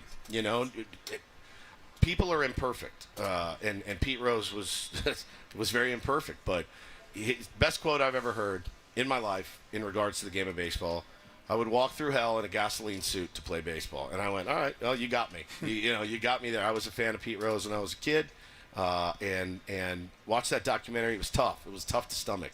But he is departed the mortal coil here at 83 years old. Didn't hear how he passed away. Eddie Perez was talking about it yesterday and kind of choked up talking about it. See you, little dudes. Have fun at school. Was kind of talking about it yesterday, getting choked up because he, obviously knew Pete and played with him. And so, yeah, man, at the end of the day, Pete Rose, he will definitely live in infamy forever. Did they ever let him in? Well, it'll be a renewed debate of whether they should let him in the Hall of Fame. Already, a lot of people saying if they just let him in like next year. Well, as soon as he dies. I agree with you, Paul. I mean, a lot of people say, well, lifetime ban from baseball. Lifetime is over. You can lift the ban. Craig Calcaterra tweeted, Pete Rose was not given a lifetime suspension. He was placed on the permanently ineligible list, like Joe Jackson. People have been misstating this for over 30 years, but they will really start doing so now. Please don't be one of those people. Joe Jackson's not in the Hall of Fame and likely will never be in the Hall of Fame. And I agree with you, Paul. If you were going to do it, you should have done it already. If you wanted to make that decision, you would have done it while he was living. To do it now is probably an insult to his family. This is when you decide to do it. So as problematic as he was, like the idea of him going in like the year after he dies, it just feels gross. Well, at the end of the day, you look at the body of work, and the body of work certainly says, yeah, you're a Hall of Famer, 100% if you're Pete Rose. But just baseball's so funny because they just have one rule. It's just one. It's really just one rule. Their main one. If you can play your career and not do this, you're good. If you do this, you're out. And it's very clear. Everybody knew exactly what was going on. And you broke it, man. It's tough. I know you are a big believer in second chances and forgiveness, and I am as well. Everybody makes mistakes, and if you don't give them an opportunity to correct their mistakes and be better, then what's the point? Right. I mean, you have to give people an opportunity to turn their lives around. Problem with Pete is I always think about Red in the Shawshank Redemption. When you go into parole, Pete was essentially on Hall of Fame parole. Correct. And he was arguing his case that he should be let out on probation. Yet, when you go into your parole hearing and they ask you, did you feel sorry for what you did? No, not at all. Not a bit. Not really. And are you going to do it again if we let you out? Probably. Yeah, probably. That was basically Pete Rose for most of his life. So why would the person who is in charge, is essentially, the parole board, which is the Major League Baseball, Hall of Fame and the suspension, when Pete never really showed any true contrition, never really owned up to it. I mean, a tiny little bit after decades of denying that he did anything wrong. Fine. Why would you, grant that person the parole that he has been seeking until he really says, I apologize for what I did. I made a huge mistake. I absolutely will never do it again, and I will work diligently the rest of my life. He could have gotten in. To set a better example, to show people what I did wrong, to make sure it doesn't happen again. He did none of that in his entire life. So, of course, no one was inclined to ever really give him that reward that he was so seeking. He just thought, I deserved it. I was a great baseball player. You should be giving it to me. And I'm being wrongly, unjustly kept out of the Hall of Fame and persecuted. It's not the way to handle it when you're the one who made the mistake. You clearly proven beyond a shadow of a doubt that you bet on your own games in Major League Baseball, the one golden rule that you couldn't do. You're the manager of the team. Yes, dude. I mean, Tucupita Marcano gets the lifetime ban. Had almost no impact on any of the games that he ever played. He was on the injured list. It's still the rule. You can't bet on your own team. One rule. The manager of the team has more influence on the game than anyone, than maybe just a star player, but you can keep your star players out. You can't have even the hint of impropriety in any game in Major League Baseball. It could ruin the whole sport if you had people doing that. And that's why they have to have that rule and enforce it so strongly. I mean, I'm not mad if they put him in the Hall of Fame. And I'm sure. Look, at the end of the day, there's probably way worse people in the Hall of Fame than Pete Rose. But Pete Rose, I think Pete Rose had plenty of chances to dig out of that hole, and he just never took the shovel. Man, he's like, I'm good. I know what I did. At the very least, though, I think he does deserve our Ben and Woods final tribute. Adam, so, Adam, if you would. And I really hope we can see more unity and more peace when already things are so difficult. So, shout out to his family. Cures all. All right. Rest in peace to Pete Rose. We will take a timeout. We will come back. We have a entire roster still to decide on. Mike Schill did not give us anybody on the roster other than his 3 starting pitchers and Yu Darvish in the bullpen. Yeah. So 22 other spots to fill. Does Fernando Tatis Jr. deserve a place on this team? I say yes. Come give Ben a hug if you haven't already. We're raising money for charity hugs for Michael King's King of the Hill Foundation. Come get in line. Give Benny a big hug. One per customer. One per customer. We'll be back with more from Baja Rick's Cantina and the Gas Lamp on San Diego's #1 sports station, 97.3 The Fan.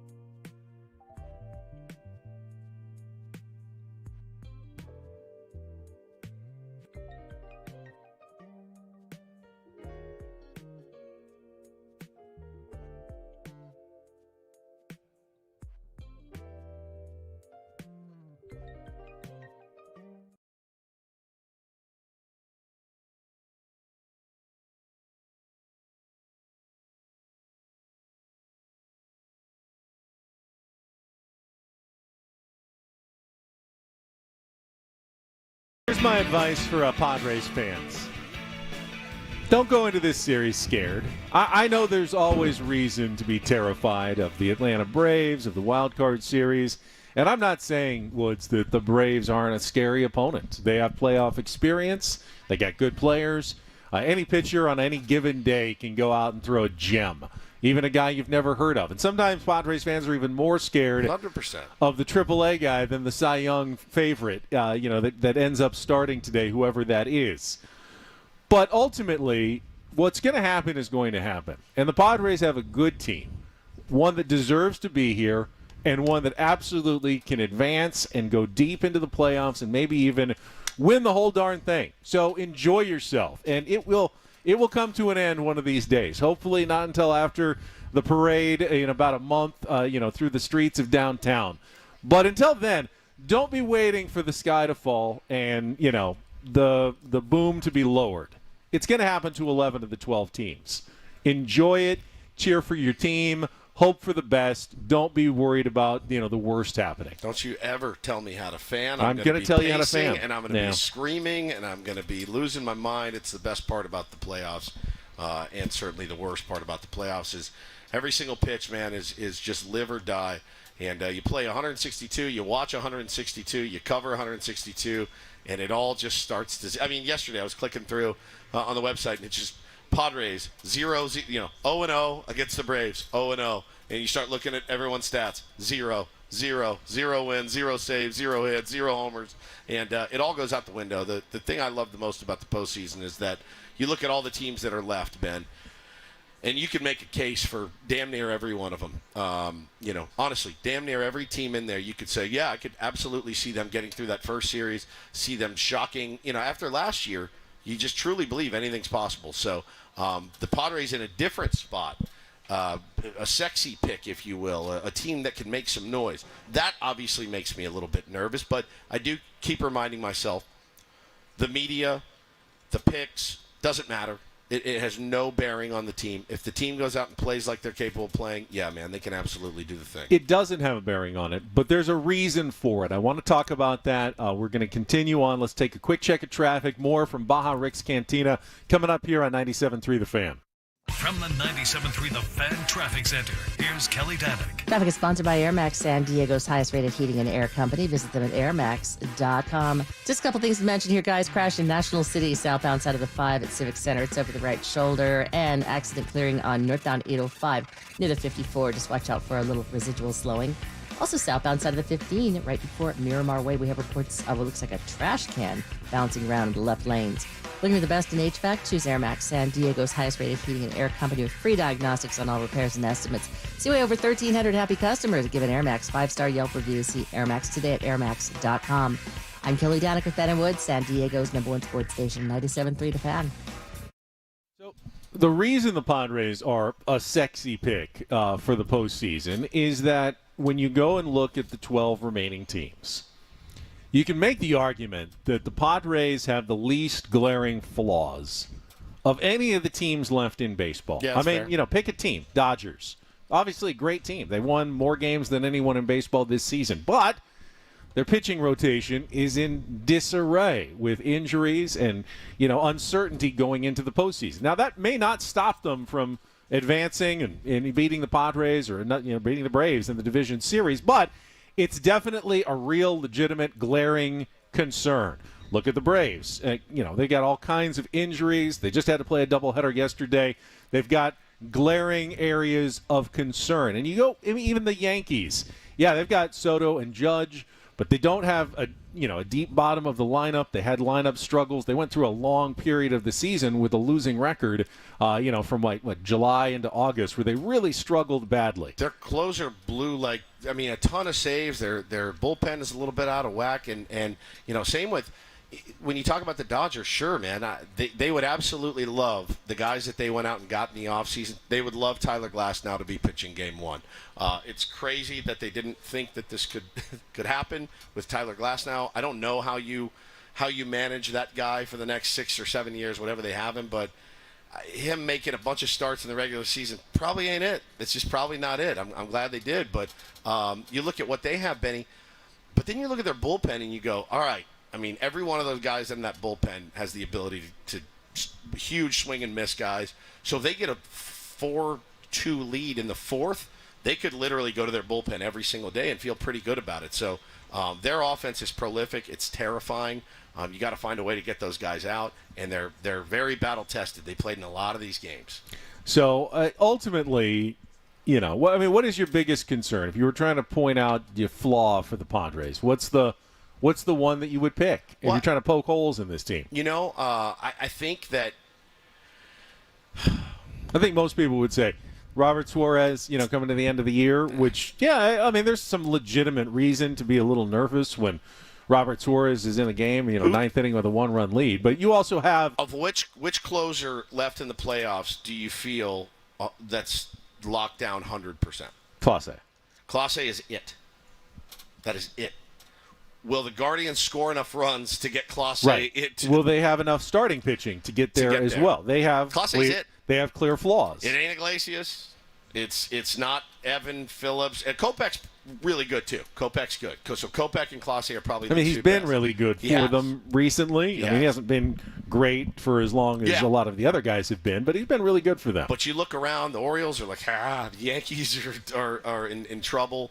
The Brewers, pretty good one. But all those teams have to rely on that guy. Padres don't even have to rely on Robert Suarez. Correct. If they did have concerns, they easily could go with someone else like Tanner Scott in the ninth inning, who has plenty of experience doing it, or Jason Adams, or Jeremiah Estrada. Right. There's so many guys. It is hard to at least poke holes in where you think the Padres are going to fail. Now, in baseball, are they going to hit enough? That's my question. Well, that's a question for every team. Are they going to hit enough? Every team goes through, slumps during a course of a season where even your best players, even Luis Arraez went through a slump recently. Jackson Merrill seems pretty slump-proof, but he had his, 1 for 20 stretch here or there. If it happens during the playoffs to too many guys, any team can be eliminated. That's always the biggest concern. But guess what? Juan Soto could have a big slump in the playoffs. Aaron Judge could go homerless in the playoffs. Shohei Ohtani could go 0 for an entire series in the postseason. Nobody is immune to baseball. The hardest thing to do is hit a baseball, and you could hit atom balls right at people. That's why you don't know who's going to win this, How about even though you defense? can identify who you think might be the best team. How about defense? I think we're definitely first base and first base is our definite hole defensively, with Solano and Arise going to be getting all of the reps, I would imagine, at that position. And then Xander, been a little bit iffy at short as well. Hopefully he's ready to go. Xander, for me, is such a big key to the success of the Padres going forward. He bats, a little bit down in the order. Like, if Xander does what he did his first year in Boston and his last year in Boston in the playoffs, we win the World Series. I mean, he was just like he was insane. 900 OPS, double, and be that guy in the middle of the order that they start to fear a little bit, instead of saying, oh, here's a guy that can roll into a double play for me, man, he draws a walk. And no, be the guy that they fear a little bit, that's going to split the gaps. And he's got it in him. I mean, he's got it in him. You don't make that much money for not having it in you. Overall, though, defensively, the Padres are a good defensive team. Pretty good. I think lowest Outfield's error great. rate in baseball. They've got a Platinum Glove winner in right field. Jackson Merrill, I don't know if he'll win a Gold Glove, but certainly is a way above average center fielder already. Manny Machado is one of the best who's ever played at third base. It's not like the New York Mets. The New York Mets are legitimately a bad defensive team. That is a flaw that could end up costing them. It nearly ended up costing them yesterday in the doubleheader first game when someone didn't cover first base. You don't see the Padres making a ton of those mental mistakes on defense. Yes, at first base, if Solano is out there, do you think Solano will be there every day, or do you think Arise will play it all in the field? Now that we've gotten, I get during the regular season, Arise has got to get out there. He doesn't want to be a DH every day. In the playoffs, you could just sign him up for DHing for every single day of the postseason. No one's going to say a word if you want to put your best defensive players out on the field in the postseason. Yeah, I mean, I don't know how much you lose with. I mean, Arise is not great. He's not a great defender. Solano's not really that great of a defender either. But it's. I think it's fine if you're going to have a position in the infield that's a little bit weaker. First base is fine, as far as I'm concerned. But yeah, man, I want both those bats in the lineup. I don't think Luis. I mean, maybe he will care. I'm sure he. And I'm sure Solano wants to get off his feet as well. These guys are. He's a little bit older, and if he can sit and hit. Yeah, I mean, I get Peralta it. First base is important. You want guys who can pick those throws. We've seen Solano do that. Yep. I think ultimately, I don't remember there's ever a team as yes. They had the starting pitching. They had the bullpen. They had the power. They had they hit for average. It's their first base defense just kept them from winning the title. I don't know that that's something that I'm going to be overly concerned about. Stay up at night worrying about who's playing defense at first base for the Padres. No, I mean, but you asked for a flaw. Yeah. That's definitely a flaw. But, you manage it. You figure it out. I think the biggest concern, obviously, is the randomness of baseball. The fact that anything can happen on any given day. You're not no one's an overwhelming favorite. I don't even know if anyone's even a clear favorite in the postseason. What do the odds say? Dodgers are still, but plus they always are. 400. I mean, they always are. It says wide open of a postseason in what's already a wide open postseason, just the way the format works. And you're not going to get another year in which you got 12 teams that probably all say, hey, things break right for us for 3 weeks. We absolutely could get to or win the World Series. I have currently got the Los Angeles Dodgers as the favorites, plus 325. Okay. Not going to bet that. Followed by the Phillies, plus 350. The Yankees, plus 425. The Astros and the Padres are tied for plus 800. Nice. And then the Guardians, plus 1,000. Okay. Guardians are plus 1,000? Plus 1,000. It's going to be fun. 8-1. Pick a number between 1 and 8. Yeah. And if you get the right one, raise the World Series trophy. Yeah, could happen. Yeah, obviously there's more control over that with how the guys play. It's not just drawing a number out of a hat, but in some ways it's more like that this year than it's been any other year. I'm really excited to watch Fernando Tatis Jr. in a real postseason, one with that fans. Actually counts with fans and in a 162 game season. I'm excited for him. This is really his only opportunity and his first opportunity. I want him to shine because he is that type of player where it's like, I mean, you see it every year. This guy carried us to the World Series, whatever, on his back. And with hopefully Luis Arise doing his thing, yeah, man, I expect some big innings out of these guys. I hope, obviously I want my guy Manny to dominate and play well and have great ABs. But I can't expect it will change because for 162, these guys have shown me the most heart, the most fight, that I've ever seen from them. And the ability to pick somebody up if they boot one or whatever. I would like to see some really great defense. I would like to see good base running, all of that. And really just play Padres baseball the way you played 162. I think one of the hardest things is to resist the urge to try to do too much. 100%. Knowing man. how important the games are. You just can't. If you're Tatis, you have to still play within yourself. Jackson Merrill, Manny Machado. Don't try to make the hero play. If you wouldn't have done it, a couple of weeks ago, don't try to do it tonight. Make the right play, not the hero play. And I'm interested to see how Schulte manages. Big question. It's a huge thing in the playoffs. You get real tight and you start going, oh boy, knowing what they're bringing in or whatever. I think with the Braves you can kind of let it eat. You kind of let it fly. You didn't get the feeling in the light version of the playoffs last week that he was managing very much differently. Not really. Got Jesse Agler coming up in our 8 o'clock hour, and if you didn't hear it when we started the show, the reopen is must-listen radio coming up next on 97.3 The Fan.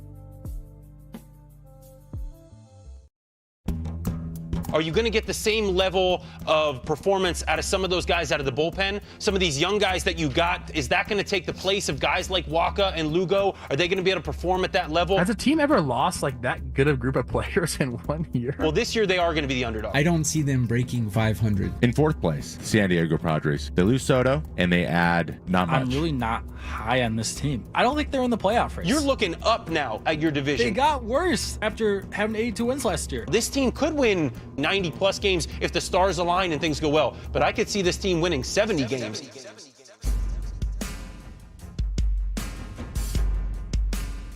It is with great joy we officially introduce and celebrate the 23rd manager in Padres history, Mike Shoutout. Ultimately, what we're here to do is win. We're about set to bring you the 2024 Major League Baseball season. Game 1, the Soul Series. 1-2 pitch, hit in the air to right field, struck well and down for a base hit. Jackson Merrill with his first Major League hit. A hard hit, line drive, single to right. Go San Diego! High drive, deep left field, at the wall, gone! Padres trailed 8-0. Hernando makes it 9-8. Here's the first pitch from Grove. Line into center field and a base hit. Wade's on his way to third. He's going to be waved. Outman's throw is on the way. No chance. And the Padres walk it off. Welcome to San Diego. Luis arrives. Swings at the first pitch, sends it in the air. Deep down the right field line. Towards the porch. Gonna go! Jackson Merrill. His first career walk-off home run. In the air to deep left field. That ball is back and it's headed into a sea of San Diegans. Manny Machado walks it up. And you just have magical moments. Dylan C says no hit. The Washington Nationals. After magical moment. Merrill madness. After magical moment. I mean, we've had 20 years worth of magical moments, all in this season. Solano on the ground to left. Kim's coming from third. The Dodgers had a 5-0 lead. Not anymore. Padres walk it up. ¡Fuera la bola! ¡Le va a dar la vuelta! ¡Va! Home run history for Manny Machado. His 164th in a Padre uniform. Now the most prolific home run hitter in the history of the San Diego Padres. I don't know what else to say other than someone is looking over the Padres this season. Swinging away, ground ball to Machado. He hits third, that's one. Goes to second in time. On to first. A triple play! A triple play! And the ball game is over! The Padres clinch a postseason berth on a 5-4-3 triple play. Feels like there's a heavenly touch upon the season, and I can't deny it at this point. The skeptic in me says something is going on here that I cannot explain with the Padres. Cronenworth to his left has got it. The throw to first is in time. The ball game is over, and we'll see you Tuesday night at Petco Park. Padres will host a wild card series beginning on Tuesday. 1 year soon, the baseball gods will smile on the San Diego Padres, and we will have a parade. Well, we are halfway home on a playoff Tuesday, live from Baja Ritz down in the gas lamp. Got a bunch of tier ones in here this morning. Pretty nuts, man, seeing you guys out here. Everyone's ready for Padres baseball. I think everyone is waiting anxiously for the first pitch. It's going to be a long day, I'll tell you that right now. And if you started drinking already, it's going to be a really long day for you. But if you haven't started drinking, I got a tab over there. Get yourself a beer on me. Just keep it, keep it light, right? Yeah, don't announce it to all of San Diego. Why is there feedback? What's the feedback? Is that my mic? No, my Sorry about that. This is pretty crazy, guys. Over here is a guy named Jamie Borden. Where'd Jamie go? Did you go to the bathroom? Oh, there he is, Jamie Borden, right here. So I got a text from a buddy back home yesterday, and they said, hey, man, Jamie Borden's coming out. He's bringing his son. He takes his son to a playoff series every year. Jamie and I went to high school together. He was a year older than me. On the first baseball team I played on, Jamie Borden was on it, and he was way better than me, and so were all the other guys. I was the worst player on the team by far. He doesn't remember. I do. I absolutely remember every day. But he graduated the year in front of me from Grapevine High School, and is in San Diego for his first time. So thanks for coming out. watching the show, bringing your son out to a Padres game. I think we're going to be able to convert them pretty easily. Once you get into Petco Park, you start walking around, and you're like, that's it. That's it for me. I want to shout out to Paulie, who put together that incredible open for our show. It sounds good right now. Just turn Woods off for now. I want to shout out to Paulie, who put out that incredible open to our show. I don't know how many hours you spent yesterday collecting little sound bites and play-by-play of Jesse and Don. But as you were playing through that and I was listening to the season just kind of encapsulated in just 3 minutes, it's amazing how many moments like you forget about over the course of this season, how special it has been. I mean, a no-hitter for Dylan Cease just kind of scratches the iceberg of all the things that the Padres accomplished here in 2024. Luis Arraez showing up with a 4-hit game and a walk-off against the Dodgers in his first home game on a Friday night. All the incredible things that happened for the Padres this year. It's a triple play to clinch the playoff berth on the last play of the game. I mean, unbelievable stuff that you would, you wait decades to see one of those things. I saw the Mets yesterday going, that might have been the best regular season game in Mets history. Yeah, it was a pretty good game. Padres had about 12 of those this year. I mean, Francisco Lindor, go-ahead 2-run home run in the 9th inning. They said, that's an MVP moment for Lindor. He steps and does that. Jackson Merrill did that like 6 times this year. Like 6 times on his own he did that, and they're going, Lindor has to win it over Ohtani because of that one swing. Well, how about Jackson Merrill winning the Rookie of the Year for doing it over and over and over and over again?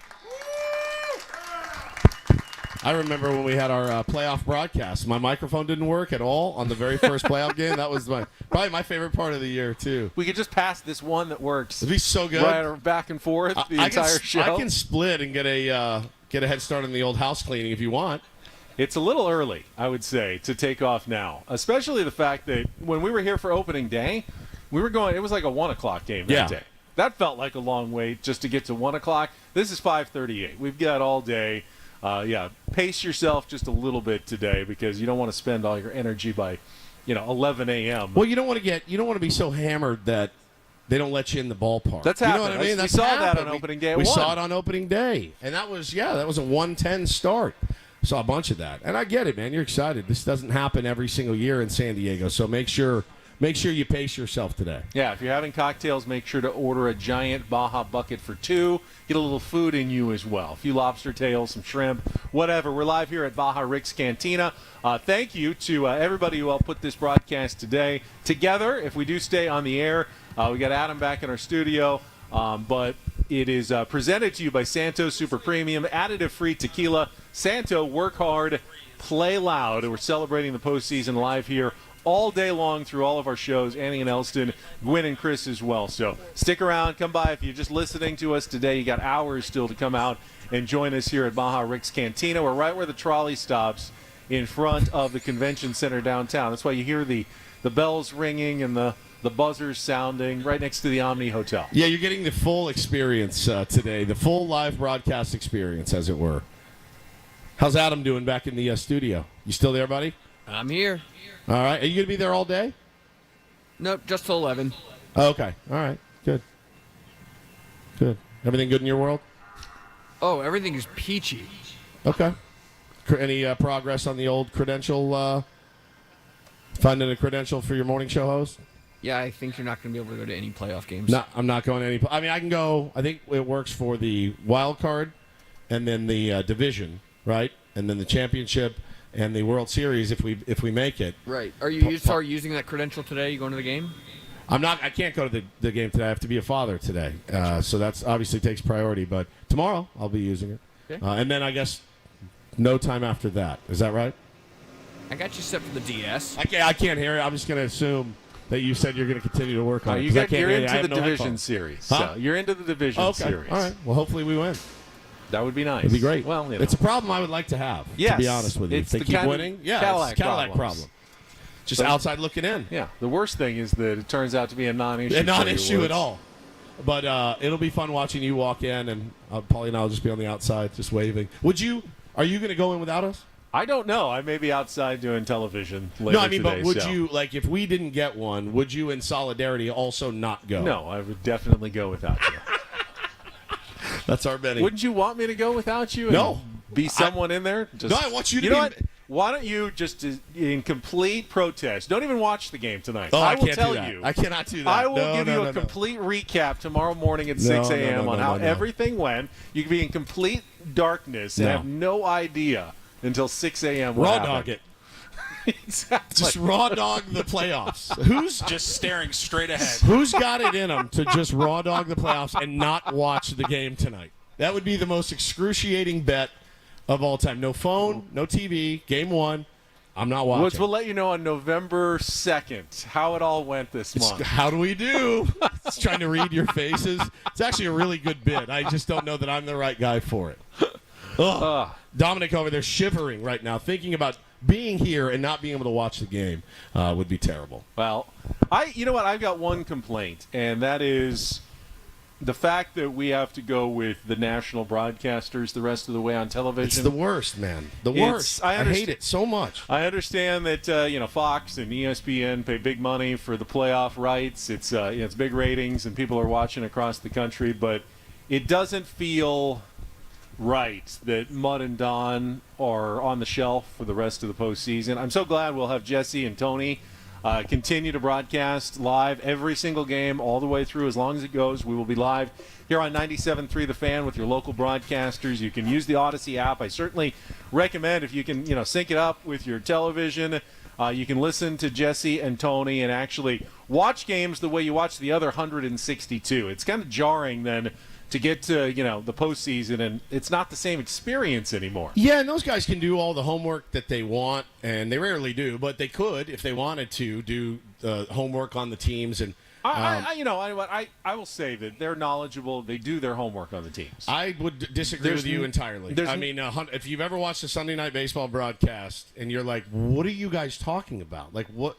You're not making any sense. Now, maybe, it's going to be the same guys, though. It's going to be Ravitch, Coney, Eduardo Perez. I love David Cone. I think he's really, really good at what he does. He's a really good blend of the old and the new. Ravitch is okay. Perez is all right. Football finds a way. There should be a way to watch some sort of broadcast with your guys, should you choose to. Well, the problem is that even when they do their work, which I think they do, you can never get beyond kind of the surface level analysis because they're explaining it to people in, Kansas, Minneapolis and Tampa Bay and everybody who's watching this game. Who are the Padres? Well, this Luis Ariz, he's a really great contact hitter, really great average. He's now won 3 straight batting titles. It rehashes things that we know really well, so we don't really get any new knowledge during the playoffs on our team. We can from people like Jesse and Tony and Don and Mud because we have an entire season of perspective to bring to the games. And that's why watching playoff baseball is a completely different sort of animal than watching a regular season game. You guys know I am technologically challenged. And I did see some people in the chat saying, man, just try to sync it up to the TV. It never works. I've tried it. I can never seem to get it. If there's a tip or a trick, please let me know. Because it's really hard to do. What I'll do sometimes is I'll just put Tony and Jesse on in my ears and just, like, the TV's there as reference. I'll look quickly for reference, try to get it as close as I can. But, honestly, having Jesse and Tony there with us throughout this whole thing is pretty great. My recommendation would be, if you've got a DVR, you hit pause on the TV, you start up the app, and then at some point you keep fast-forwarding and rewinding it until you hear at the same thing that Jesse is saying. It takes a little lag. trick. There's such a lag when you pause and unpause. It's not immediate. It's not like boom, boom. You got to give yourself like a 2 or 3 second like a bump. Yeah. Well, what about this for an idea? And Jesse Agler is probably going to kick me in the throat. What if you could incorporate Mud and Don a few innings on the air? They would never do it, would they? Would you mind if you did 162 games? You're like, hey, by the way, we're going to bring in so-and-so. Who would have the bigger problem with it? Don and Mud being asked to do it or Jesse being asked to allow them in? I don't know. I feel like they all get along pretty well. But it'd be fun for a few innings here or there, right? Give Jesse a breather. Every broadcaster wants a breather. Like, I could use one right now, if I'm being honest with you. So It'd be fun to get them in on the broadcast. I would be okay with it. Yeah, if Liar. Don You'd and lie Mud were, so bad. No, I'd be okay listening to it. No, if it were you, though. If it were me, like taking over, I don't know would about lose you'd lose your mind. for Don and Mud, I could probably. And then if step I aside for a finished couple the minutes. season and Adam said, "Can you do some extra work throughout the playoffs?" I'd be like, I thought it was done. But no, I mean, yeah, of course you're going to miss those guys. They're in our home every single night, and probably in yours as well. And they're really great at what they do. So kind of a bummer that you don't get to hear them. You may get to hear Don on some national stuff. I think last season, I remember 2022 in the playoffs, they got to at least wave to the crowd. Yeah. Like every game they do in one of the innings, Yep. like, hey, say hi to Don and Mud. Just and, having a ball. You know, Mud would be drinking a cocktail or something, and they wave to everybody. But that's not the same for people at home, especially Nope. who don't get to go to the games. And obviously not everybody gets to go see these games. The majority of fans will be watching at home and probably watching on the ESPN national telecast for the next 2 or 3 days. We will talk to Jesse Agler about all of that and then some as he's gearing up for a big one tonight against the Atlanta Braves. And I know it was I saw him tweeting or Instagramming yesterday about his inability to make notes because he didn't know who we were going to be playing. So he was getting all his Padres stuff down, and he had up in the upper left-hand corner, other team. So do you I'm going to ask him the question, do you go ahead and start notes for both, or do you just wait? Michael King said, I did the first 4 batters of both the Braves and the Mets of scouting just so I'd have a head start on either one that I was going to face. Because he knew on Saturday that he was pitching in game 1, but he didn't know against which team. And he said, I already knew that if it was the Diamondbacks, I already kind of knew because I was going to pitch against them on Sunday. Yep. So I was ready to go on them. If it was the Mets or the Braves, I decided, let me get the 4 batters done on each team. And then when I find out, we'll do the rest of the lineup. Oh, It was like actually pretty fascinating in terms of the prep that he puts into the games that, you know, he's looking for obviously where guys struggle, like the swing and miss. But he's also looking for where guys get weak contact because as a starter, you're not just looking for swing and miss anymore. So when I was a reliever, all I looked to, okay, this guy's got a hole in his swing, punch it, blow it away. Yep. This is what I'm going to go. But now I got to see, this guy makes contact here, but not good contact, and I'd rather get a quick out on this guy. I can get him to pop up on this pitch. I can get him to ground out, roll over on this pitch. I don't want all swing and miss because then I'm going to throw 5 innings and I'll be at 100 pitches. Yeah. So it's an interesting form of prep, and he started for both teams and now obviously locked in on the Braves. Nice. Can't wait to see how that materializes this evening. All right, we're going to take a timeout. As you said, Jesse Agler is going to be joining us in just a couple of minutes. We are live at Baja Rick's Cantina. We are in the gas lamp right by the trolley stop, live all day, getting ready for Padres playoff baseball in San Diego's #1 sports station, 97.3 The Fan, back after Kelly Danick's traffic.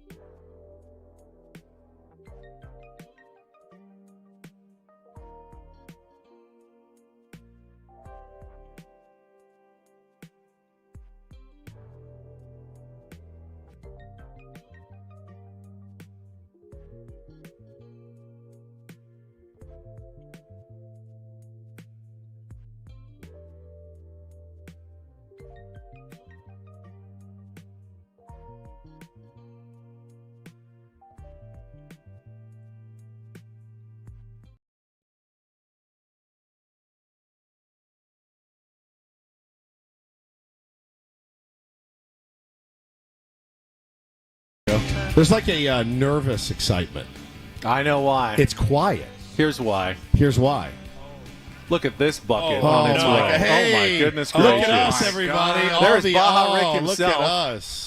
Holy Good Toledo. Now, that is Lord. not what we had on opening day. That looks like it's 5 times the size of what came out on opening day. More people. Look at you. It's playoffs. It is great to see you, man. Just leave my the ice cream goodness here. gracious. Thank you. You guys enjoy? Thank you so much. So this bucket, and we'll have to put it on social media before anyone touches it. I mean, I see an entire seafood net full of shellfish, lobster, shrimp, giant Alaskan crab legs. I mean, this is unbelievable. Corn, elote on the cob, steak under there just kind of hiding. And look at that. That's a meat meat and seafood fest. Captain Billy Tyne from Perfect Storm. Oh, and look, would have we been got happy salads with over there this. because we're healthy people. Yeah. So, we got the salads. If anybody wants that our go salads, along you can with it. have them. You guys, anybody want salads? They're all yours. Keep those salads away from here. Holy moly. Wow. We are definitely at Baja Rick's now, for sure. All right, we're going to take a quick break, and we'll be back in 30 minutes. See you guys later. With cholesterol numbers about 50 points higher than they were when we went to break. That's unreal. I do want to quickly offer a birthday wishes to Xander Bogaerts. I just saw that. Xander Happy Bogaerts birthday, celebrating birthday on the first day of the playoffs, October 1st. Birthday boy. It's a good day for a playoff home run. It would be a birthday nice home run. celebration. I'm sure that's exactly what Xander would like. Xander, of course, probably more playoff experience than anyone on the roster, I would think, for the Padres, given his 2 World Series titles with the Boston Red Sox. He's had mixed results in the playoffs. When they won the World Series, he had 2 of his better performances. Obviously, it hasn't always gone that way, but no, everyone does kind of have mixed playoff performances in their careers if they get there enough. Yeah, no doubt, man. And his first year and his last year in the playoffs were really, really good for Xander. So would like to see that trend continue and keep him rolling and keep these guys hitting, man. There's the fun part about the playoffs, too, is there will be somebody that you least expect that does something great. Hopefully it's for us. Hopefully it's a Padre that does it. Like, obviously, Jake Cronenworth with the massive hit off of Alex Vesia, life-changing hit. It changed everything. I look for Croney to have a pretty decent series as well. He's done it before. He's a baseball player, man. I don't know that anyone's necessarily unexpected, but yeah, picking Fernando Tatis Jr. Is your pick to click is kind of on the obvious level of the spectrum. Give me Kyle Higashioka. You know what? If I'm going to go with someone unexpected, we were talking about him earlier. How about David Peralta? Be amazing. Feel like he's a guy who's not going to be, the moment is not going to be too big for David Peralta.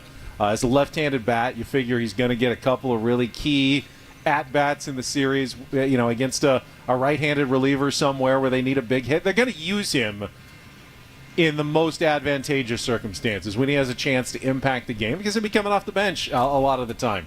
So he may have a chance to impact it in just 1 or 2 swings.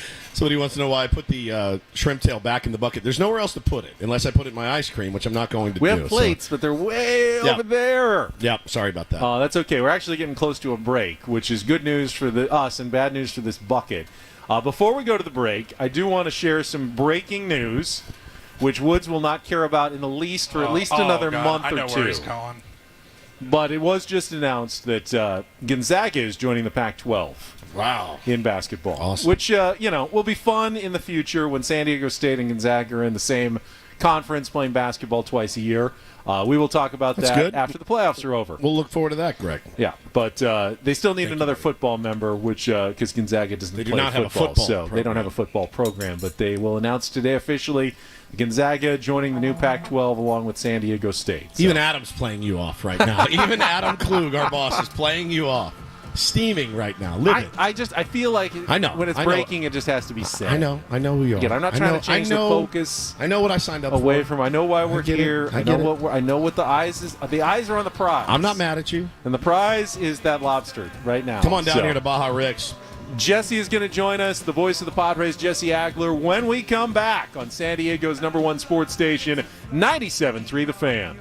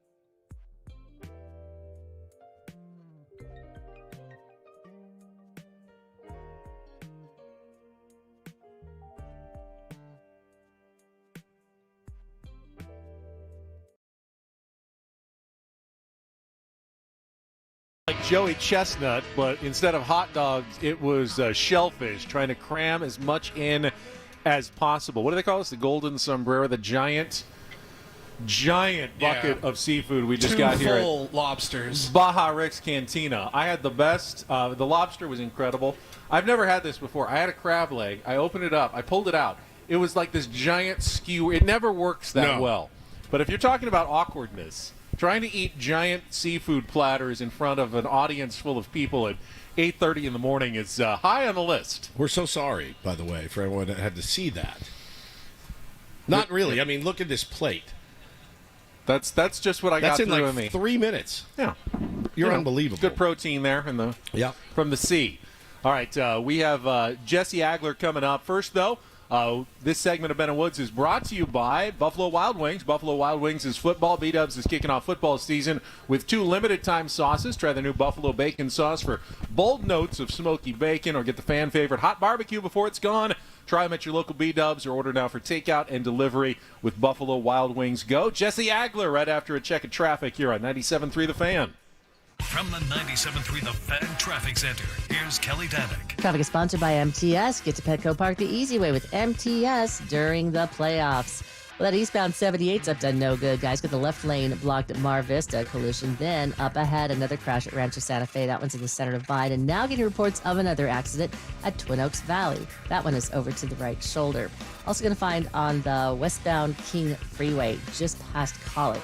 Collision involving a couple cars. It's over the right shoulder. And an accident on westbound 52 before the 5. Those cars are over to the right shoulder. Playoff baseball is back in San Diego. Get to Petco Park the easy way with MTS. Trolleys run every 15 minutes or better throughout the day. Learn more and plan your trolley trip at sdmts.com. That's sdmts.com. I'm Kelly Danick with Ben and Woods, San Diego's #1 sports station, 97.3 The Fan.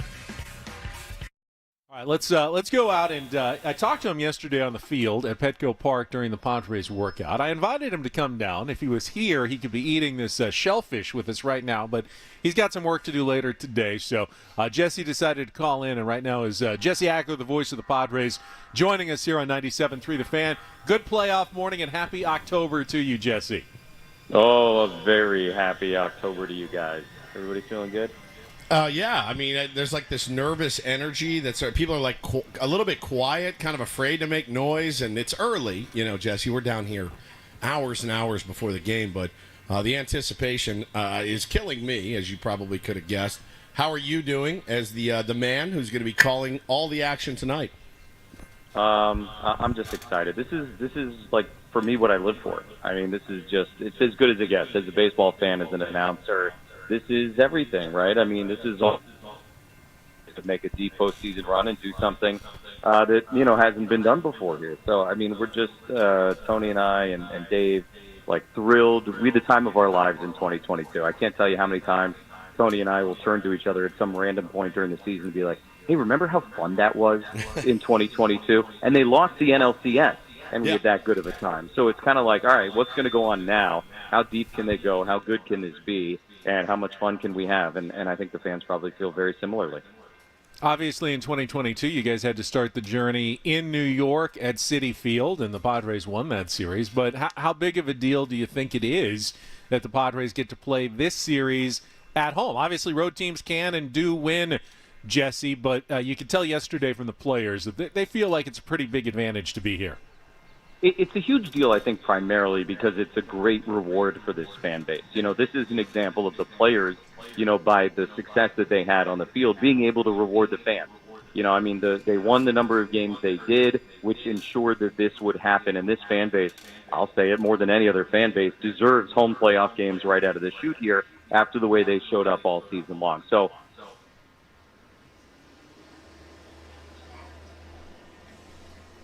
they're going to get to host, 2, hopefully, and, potentially 3 games here this week. And then it can, as we say, hopefully be off and running. But, yeah, look, I mean, it's one of the great environments in baseball right now. You mentioned, starting in New York in 22, that place was popping. Then we went to L.A., that place was popping.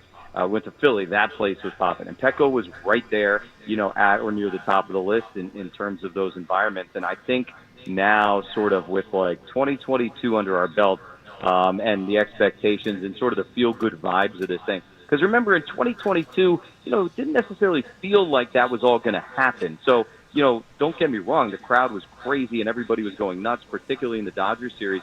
But this time it feels even more heightened to me maybe because, there was sort of like all right, this is going to happen, mentality, which I think just kind of takes the whole thing up another notch. So I don't have any doubt that the building is going to be rocking, maybe more than it's ever rocked in the next 2 days.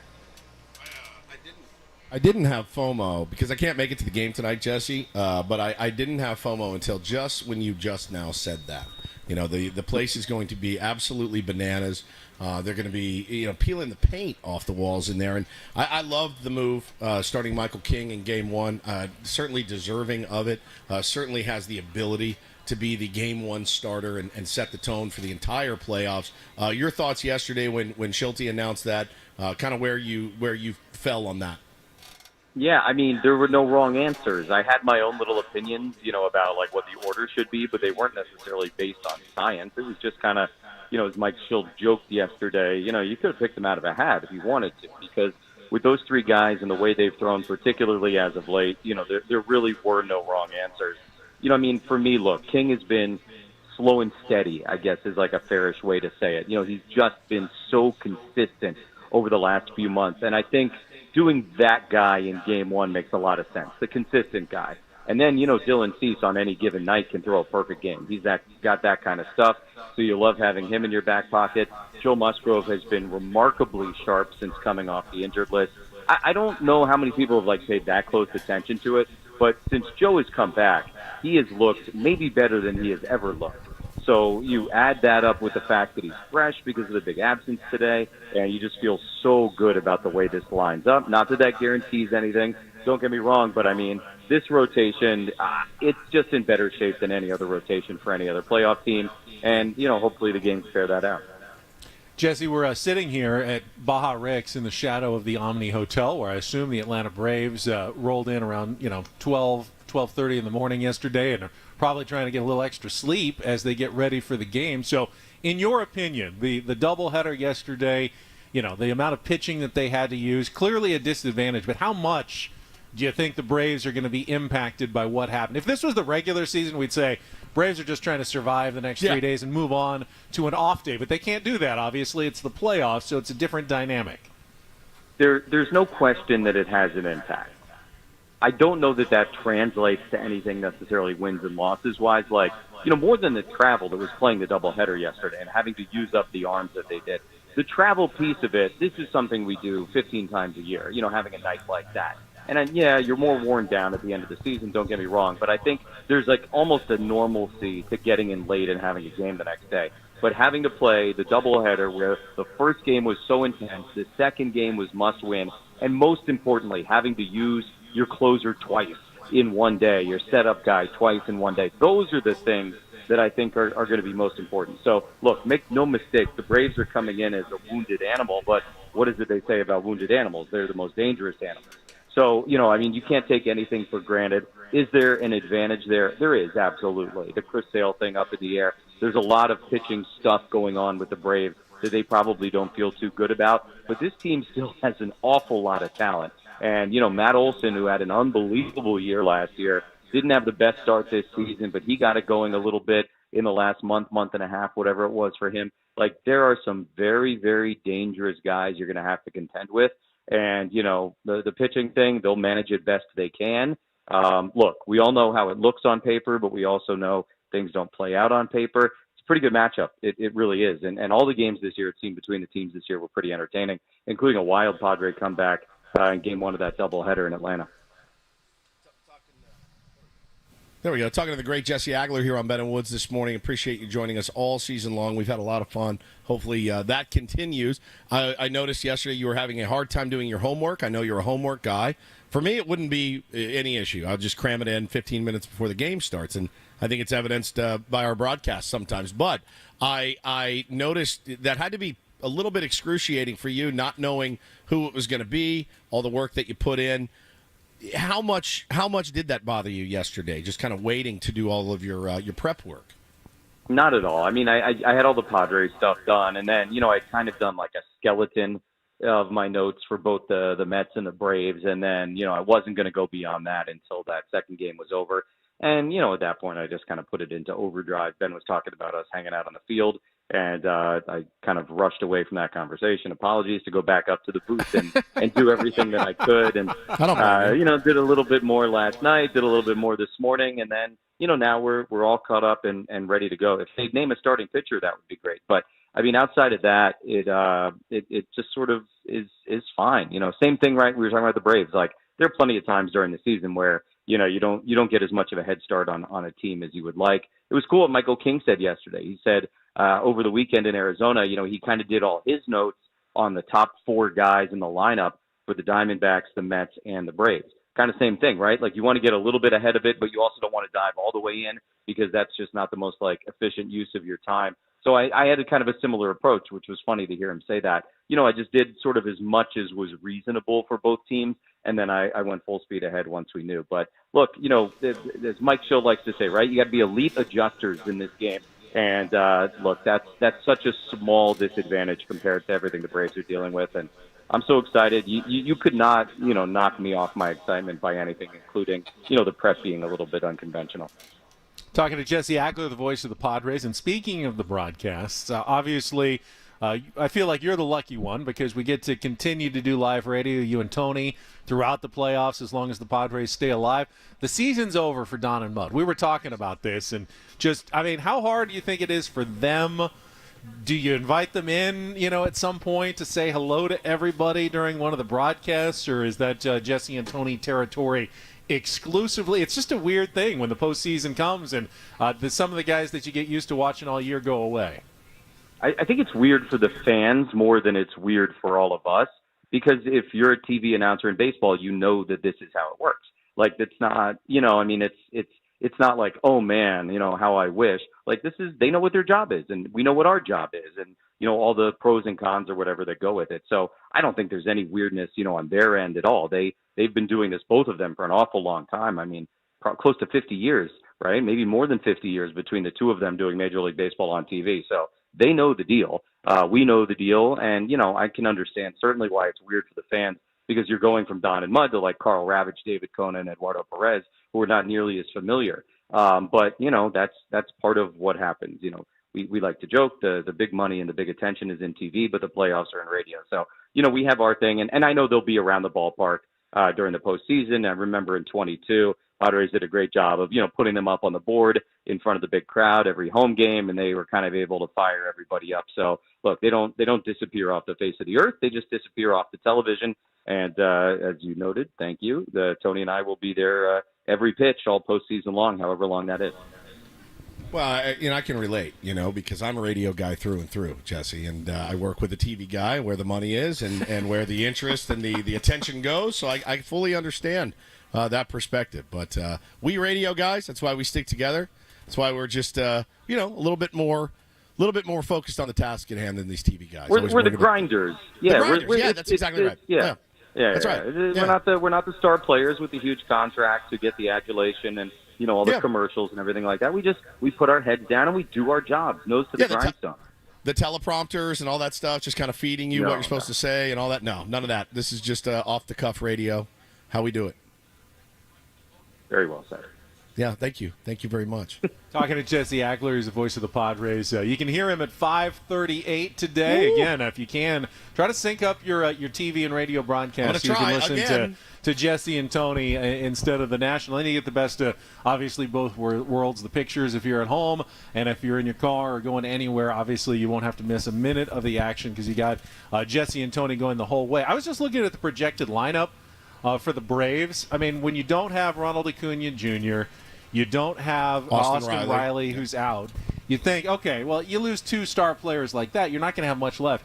It's a pretty deep lineup still. They made some moves, like picking up Jorge Soler and just signing Gio Urshela, who's been kind of an important piece for them to play third base. Travis d'Arnaud's come up with some big hits. Even Ramon Laureano, don't know much about him. He's gotten hot lately, had a home run yesterday. Kind of a deeper lineup than I was expecting to see, Jesse. No, they're like, that's what I was saying. They're really good. And Albies had been really, really cold since coming off the IL, but he got going yesterday a little bit. And, I mean, look, the other thing to know is even if somebody like Ozzy Albies struggled this season, he's still Ozzy Albies. And when the postseason starts, in a way, everything resets. I don't want to say it doesn't matter that a guy hit 211 versus 311 in the regular season. I think there is some relevance there. But, look, we saw it with Trent Grisham and Josh Bell in the Mets series 2 years ago. You just never know who's going to pop up and do something big in a moment, and it really doesn't matter what happened during the regular season. Talent and guys who live for the moment, like that's going to determine an awful lot of what's going to go on. And look, Matt Olson had a down year compared to last year, but still an exceedingly dangerous guy at the plate. And then you mentioned, some of the other random pieces they put together. Soler from the Giants, Laureano from Cleveland. These are guys who have had some success in the past. Don't forget Soler was the MVP of the World Series for these guys 3 years ago. They can hit. And, again, you look back at the Padres, very good about it from the Padres side, but this is not like you're just going to shut them down 2 or 3 straight days. They've got a tremendous amount of talent, even without Acuna. Remember, he wasn't around for the World Series when they won it 3 years ago. Even without Austin Riley, they have once again, as they did 3 years ago, really built a ton of depth with guys that are sort of generally major league kinds of guys. And this is not a cakewalk. It will not be a cakewalk. There will be no cakewalks the rest of the way, however long it goes. Correct. What is a cakewalk? I mean, I know the expression, but yeah. What is an actual cake walk? A walk to get It's a great cake. one. It's fun. Are you carrying the cake? Like you're bringing the cake out, like a birthday cake, or? Oh, yeah, because that's not easy. No, it's not that it's not easy at all. I mean, you can drop the cake, or something can happen to the cake. I don't know why they say it's a cake walk. I'll look it up. All right, we'll figure out what a cake walk is, Jesse. Maybe it's as sweet as cake. Like eating cake is easy. Maybe it's something like that. That's true. Jesse, have a Well, great... then it would be a cake eat. It's as easy as it's just a cake. They're going to have a cake eat tonight. They're not going to have a cake eat tonight. I like cakewalk better, to be honest with you, but I'm going to eat some ice cream here as we go to break. We got to say goodbye to our pal Jesse Agler. Everybody say bye, Jesse! All right, man. Knock it out of the park tonight. I know you will. And love you guys. Have fun. Tomorrow. Thank you, man. Love you too. Hopefully, we will chat with Jesse next Tuesday. Yes. As the postseason continues, and the Tuesday after that, and the Tuesday after that as well. It's amazing how long the playoffs can be and how short they can be at the same time. 100%. We're praying for a long one. That's obviously the goal. And I agree with Jesse. And the Padres know how dangerous the Braves are. I mean, you look at that lineup; it can hurt you 1 to 9. You still have no idea who's pitching tonight. I wonder if, in back channels at all, if they've let Mike Schilt know. Probably not. Why would you? Well, every other team has named a starting pitcher. Why do they do that? Why not just name your starting pitcher 5 minutes before the game? I don't know. I don't know. It's the playoffs. If you're trying to play for the maximum advantage, why did Mike Schilt tell the Braves they're going to be facing Michael King? They could have gone this whole time thinking they were going to face Dylan Cease, and then tomorrow, today at 5 o'clock, you go, actually, it's going to be Michael King. Go ahead, change your lineup accordingly if you're going to. Is there a rule that... I feel like there's some sort of... You have to get it in either by a certain gentleman's time. rule or whatever, that you're supposed to announce your starting pitchers. Now, I get it. The Braves have some extenuating circumstances. They're talking about calling guys up from the minors. So I do understand that. But at some point, you've got to get an announcement this morning as to who the pitcher is going to be, even if it's going to be the guy who throws the first inning of the game today. Mike Schilt is going to look. If it's a lefty, it might change your lineup a little bit. It might not. If you think that, a lefty's only going an inning or so, why would you make that change? So a cakewalk, Ben, is where it's a game. And you walk around in a circle. Yeah, I think we did this at fundraisers in elementary school. And whatever number you end up on, you win a cake. It's a super simple game. That's a cakewalk. Very easy. We should start doing weekly cakewalks in the studio. Ben and Woods. Cakewalk. Cakewalks. We just eat cake. We can raise some money for... Michael King's the King of the Hill Foundation. King of the Hill Foundation. We're still raising money. Peter Seidler, the Legacy Fund. $5 for every hug to Ben Higgins. $5. Come up, hug Ben. I'll donate $5 to the King of the Hill. Keep the good vibes going. Am I asking too much? I would love it if tonight's game was, in fact, a cake walk. No, you're not asking too much at all. We all kind of need it. I would like to see a cake, some dominance walk. Yeah, 9-1. Yeah, 100%. And then it gets tough tomorrow. But let's give us one day at least to get into this thing. We got Sam Levitt in house. We'll be back with more here on 97.3 The Crack of the Bat.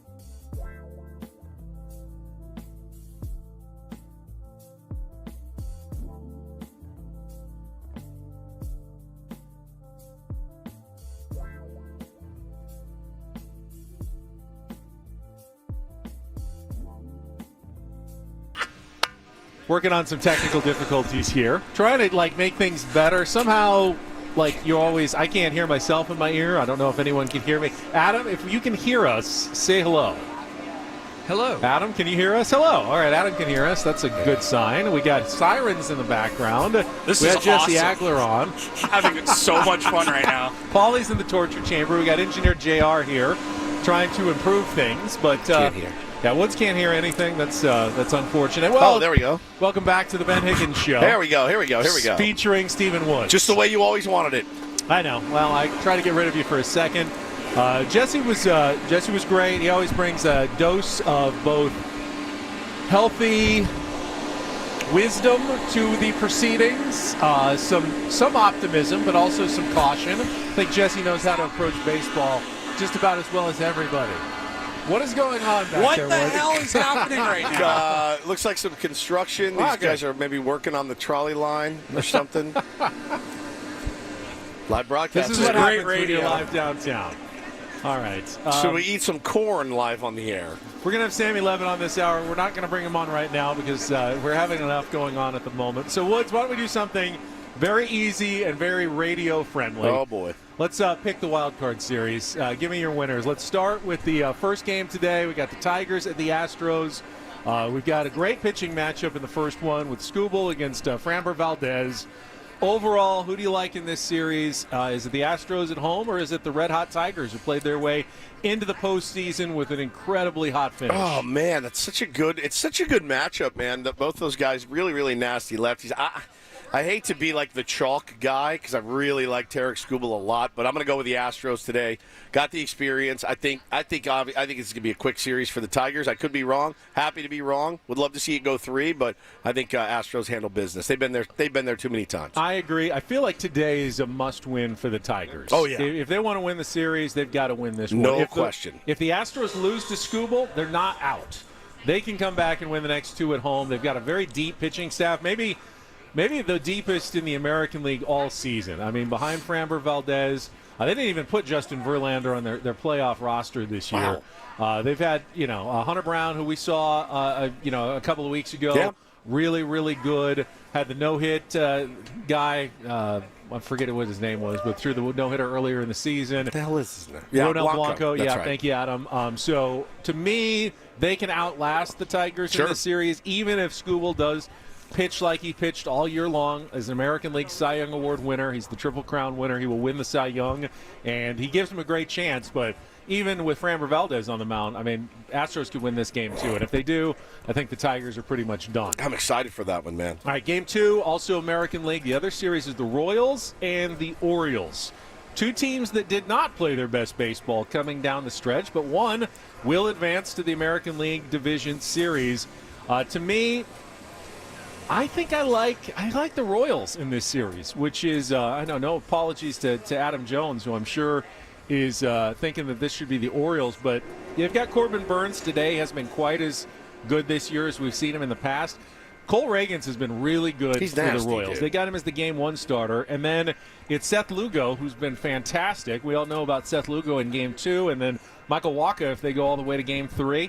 Kind of like the Royals matchups in this. They got Bobby Witt Jr., probably the best player overall in the series. No offense to the great players on the Orioles, but some of their guys have been struggling in the second half of the season. I'm going to pick the slight upset in this series and take the Royals on the road. I am with you, and I'm going to take the Royals today as well. I like that matchup a lot for them. And again, they have not played good down the stretch, Benny, but neither has Baltimore. And I don't know, man. Like Baltimore, to me, early in the season was like these guys have finally figured it out. They are on their way, but not a good year for Adley Rutschman.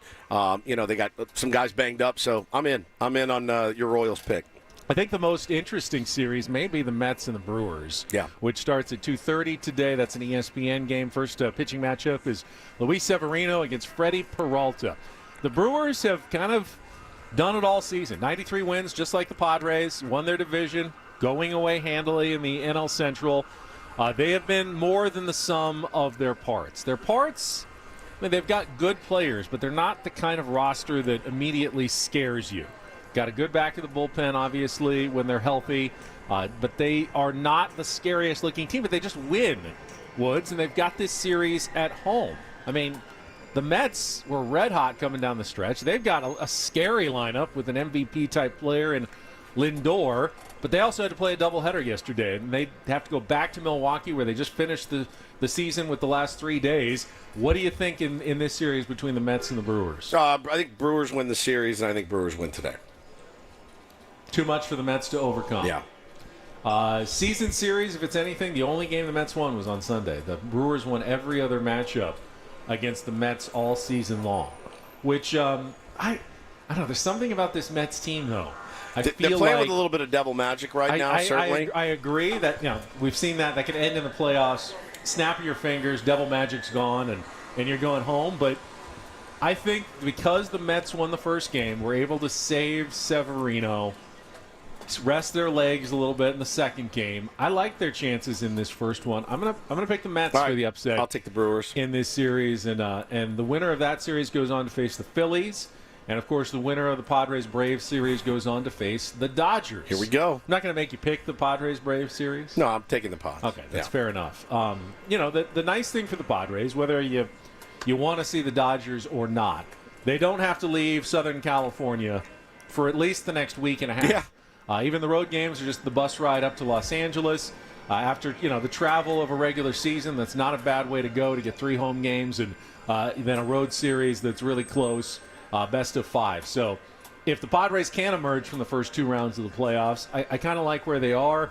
At that point, it would be either the Phillies, the Mets, or the Brewers in the National League Championship Series. You got the 2 sides of the bracket, Padres, Braves, and Dodgers. The other side, Mets, Phillies, and Brewers. So you can kind of put your permutations together and come up with the possibilities of what the NLCS might look like. Yeah, and obviously getting game 1 is just in a 3-game series, Benny. It's just everything. I mean, having to go back and win 2 games in a row is just it's tough to do against really, really good teams in the playoffs. So game 1 so paramount for every single one of these teams, and everyone's got a really, really good arm going. So you'd hate to lose behind one of your best arms, and it's so important. And really, my focus is here with the Padres in San Diego and Michael King getting off to a really good start tonight and them playing some really good D behind him. It almost seems unfair for it to come down to a 3-game series. It but does. Remember, they used to play one game. One was such a nightmare. One game in the wild Imagine card round. today, man. Ugh. One game. Winner take all. Forget it. Wait, 93 games and it comes down to one game? I mean, they used to do that for years and years. I hate it. If you're the Padres, if you're the Braves, you're going, at least if we do have the hangover from the doubleheader today, we've got 2 games more. to And come they got back. Freed and Morton and whoever else.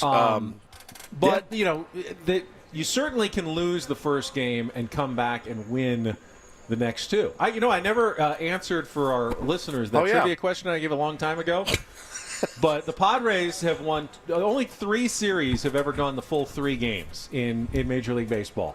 Padres did it twice. They beat the Mets and they beat the Cardinals back in 2020. The other series, and this is kind of surprising, in 2020, when they had all those playoff teams in the short season, A's White Sox was the playoff series, and the White Sox won the first game, but the A's won the next 2, and the A's are the only other team to ever win a Game 3 in a best-of-3 playoff series in Major League Baseball. And no one got that right. No one. No, someone must have gotten it right. I didn't even see the chat or anything with anybody else. I told you that was a tough trivia question. So anything can happen. You can lose the first game. You can come back and win the next 2. It feels like a must-win. Like, if you lose today, you are probably done for the season because then you got to win 2 in a row. I would say for the Padres, it's the pressure's on them. Mostly because of what the Braves have gone through and still not having a starter. The pressure is squarely, which is different. It's different for the Padres to be considered. I'm just looking at the odds in Vegas, and they're favored to win this game going away. Plus 170 or minus 170 right now for the Pods. So it costs you $170 to win 100. Shout out to Pete Rose. In a normal 3-game series, you might have you expect you're going to face an ace on the other team, so they might be favored in 1, you're favored in the other 2. This series, the Padres will be most heavily favored in this game today. Oh, 100%. The Braves this is the one. The Braves will be in better shape tomorrow and Thursday. Oh, yeah. Now, they may not get Chris Sale back, but Max Fried is an option, and he's going to be a better option than probably, unless he goes on 3 days rest today, than whatever they're pitching today. So this is your probably best chance of the 3. And it feels, it's weird to say you need to steal one, but it's probably not the right word, but you do. You need to steal this one to not let them get back on track, not let them go out and beat you with some no-name, some guy that comes in. And, again, a guy that you probably have not seen, guy you can't prepare for. That's been the Padres' bugaboo. That's why I'm sick to my stomach Also, you about need this to take game. advantage. Why do I feel more comfortable with Chris Sale against Michael King tonight? You know what I mean? It's just not true. I know what you're thinking, but it feels true. You don't want to be facing Chris Sale if you can avoid it. That's an absolute break for the Padres this series. Yeah. Don't turn down the gifts from the That's the what I'm baseball saying. gods. You cannot lose this game tonight. Yeah, well, no, that's you cannot. Yeah. Now, if they did, are you telling me that Joe Musgrove and Dylan Cease couldn't win game 2 and 3? Of course they could. They can No, go but out. I'm just telling you, I'm going to be insufferable if they do. Just so you know, warning you now. Me and along with a million other people. I mean, the narrative tomorrow if the Padres lose will be, boy, they kicked a huge opportunity to take control of this series with a wounded Braves team coming to town. Now, you'd think normally if this was the regular season and, Raisel Iglesias pitched twice yesterday. Right. He's down out today. There's no chance you're using him. It's basically one of those days like you're not warming up. You might as well not even go to the bullpen. Just take the day off. No one is out today for the Braves. I agree. No one is out. If Schwellenbach, that's it. If push comes to shove, he may not even be on the roster, so he might be out just because he's not going to pitch in this series. But if you are on your 26-man roster, it's the playoffs. You're in. No one's out. Even if you pitched twice yesterday, even if you've thrown 55 pitches out of the bullpen, Grant Holmes yesterday probably, unavailable. He pitched Sunday and Monday, but if they needed him, if this game went extra innings, everybody is available today. Even if they're not at their best 100%. Yep. Make one pitch, you can get out of an inning sometimes. So, yeah, don't mistake the fact that the Braves are a little tired and overworked with the fact that they don't have guys available. 26 guys, other than tomorrow's starting pitcher, every one of them is probably available on that 26-man roster. No doubt about it, man. No doubt. And the same goes true for the Padres. Even though they have a plan in place and, Michael King starting, you can go to whatever you need. If the game is in question late, you can go to Yu Darvish in the bullpen. I mean, you could even go to Dylan Cease out of the bullpen if you had to. If you had to, you could. If the circumstances were dire enough in the playoffs, you throw the plan out the window and you try to win every single game you can, because there is no tomorrow. I mean, there is a tomorrow today. We know whatever happens today, there will be a tomorrow. There might be a tomorrow. There might not be a tomorrow. But there might not be a tomorrow. There could be Think a tomorrow about that tomorrow. for a while. All right, go to break. Ow, my head. Yeah, no, it hurts. We got our thing all fixed up? It sounds like things are better. Yeah, I think so. All right, if things are going really well, we're going to get Postseason Sammy on the line here in our final hour after a quick timeout, and come back with more Ben Woods live from Baja Rick's Cantina in the Gas Lamp. Check the traffic and return with more on San Diego's #1 sports station, 97.3 The Fan.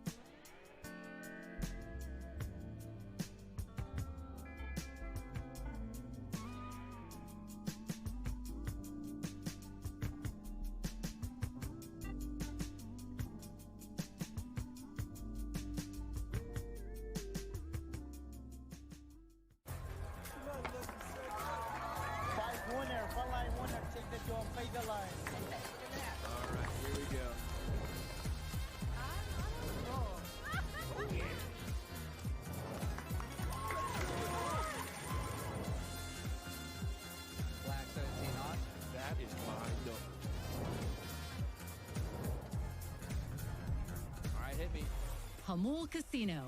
Fun above all else.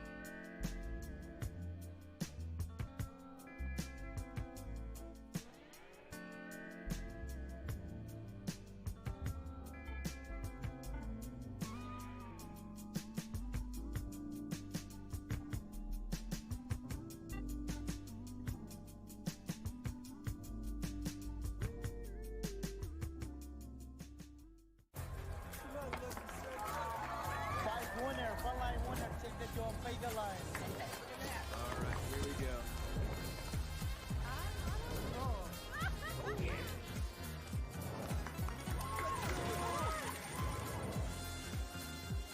Black 17 hot.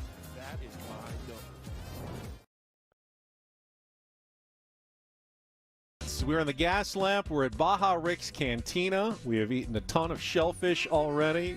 Woods and Paul are now having their first beer of the day. Is that number one, Paulie? Yeah, number one for Paulie. Woods is talking to some tier ones. And joining us right now here on site, we had him yesterday on as well in studio, but it's always good to see Postseason Sammy. I mean, we take advantage of Postseason Sammy as long as we can. Sam Levitt is here. Sam, good morning. Good morning. Great to be here. Wonderful time at Baja Rick's. The beers are flowing and the grill is hot. I'm telling you. What could be better? That beer, I just grabbed myself a Pacifico, closed out my tab. Very nice. And listen, I can see, I remember how much I really enjoy a nice 9, 10 a.m. beer. It just goes down so smooth. Closed out our tab, you mean? Ben did cover half the tab.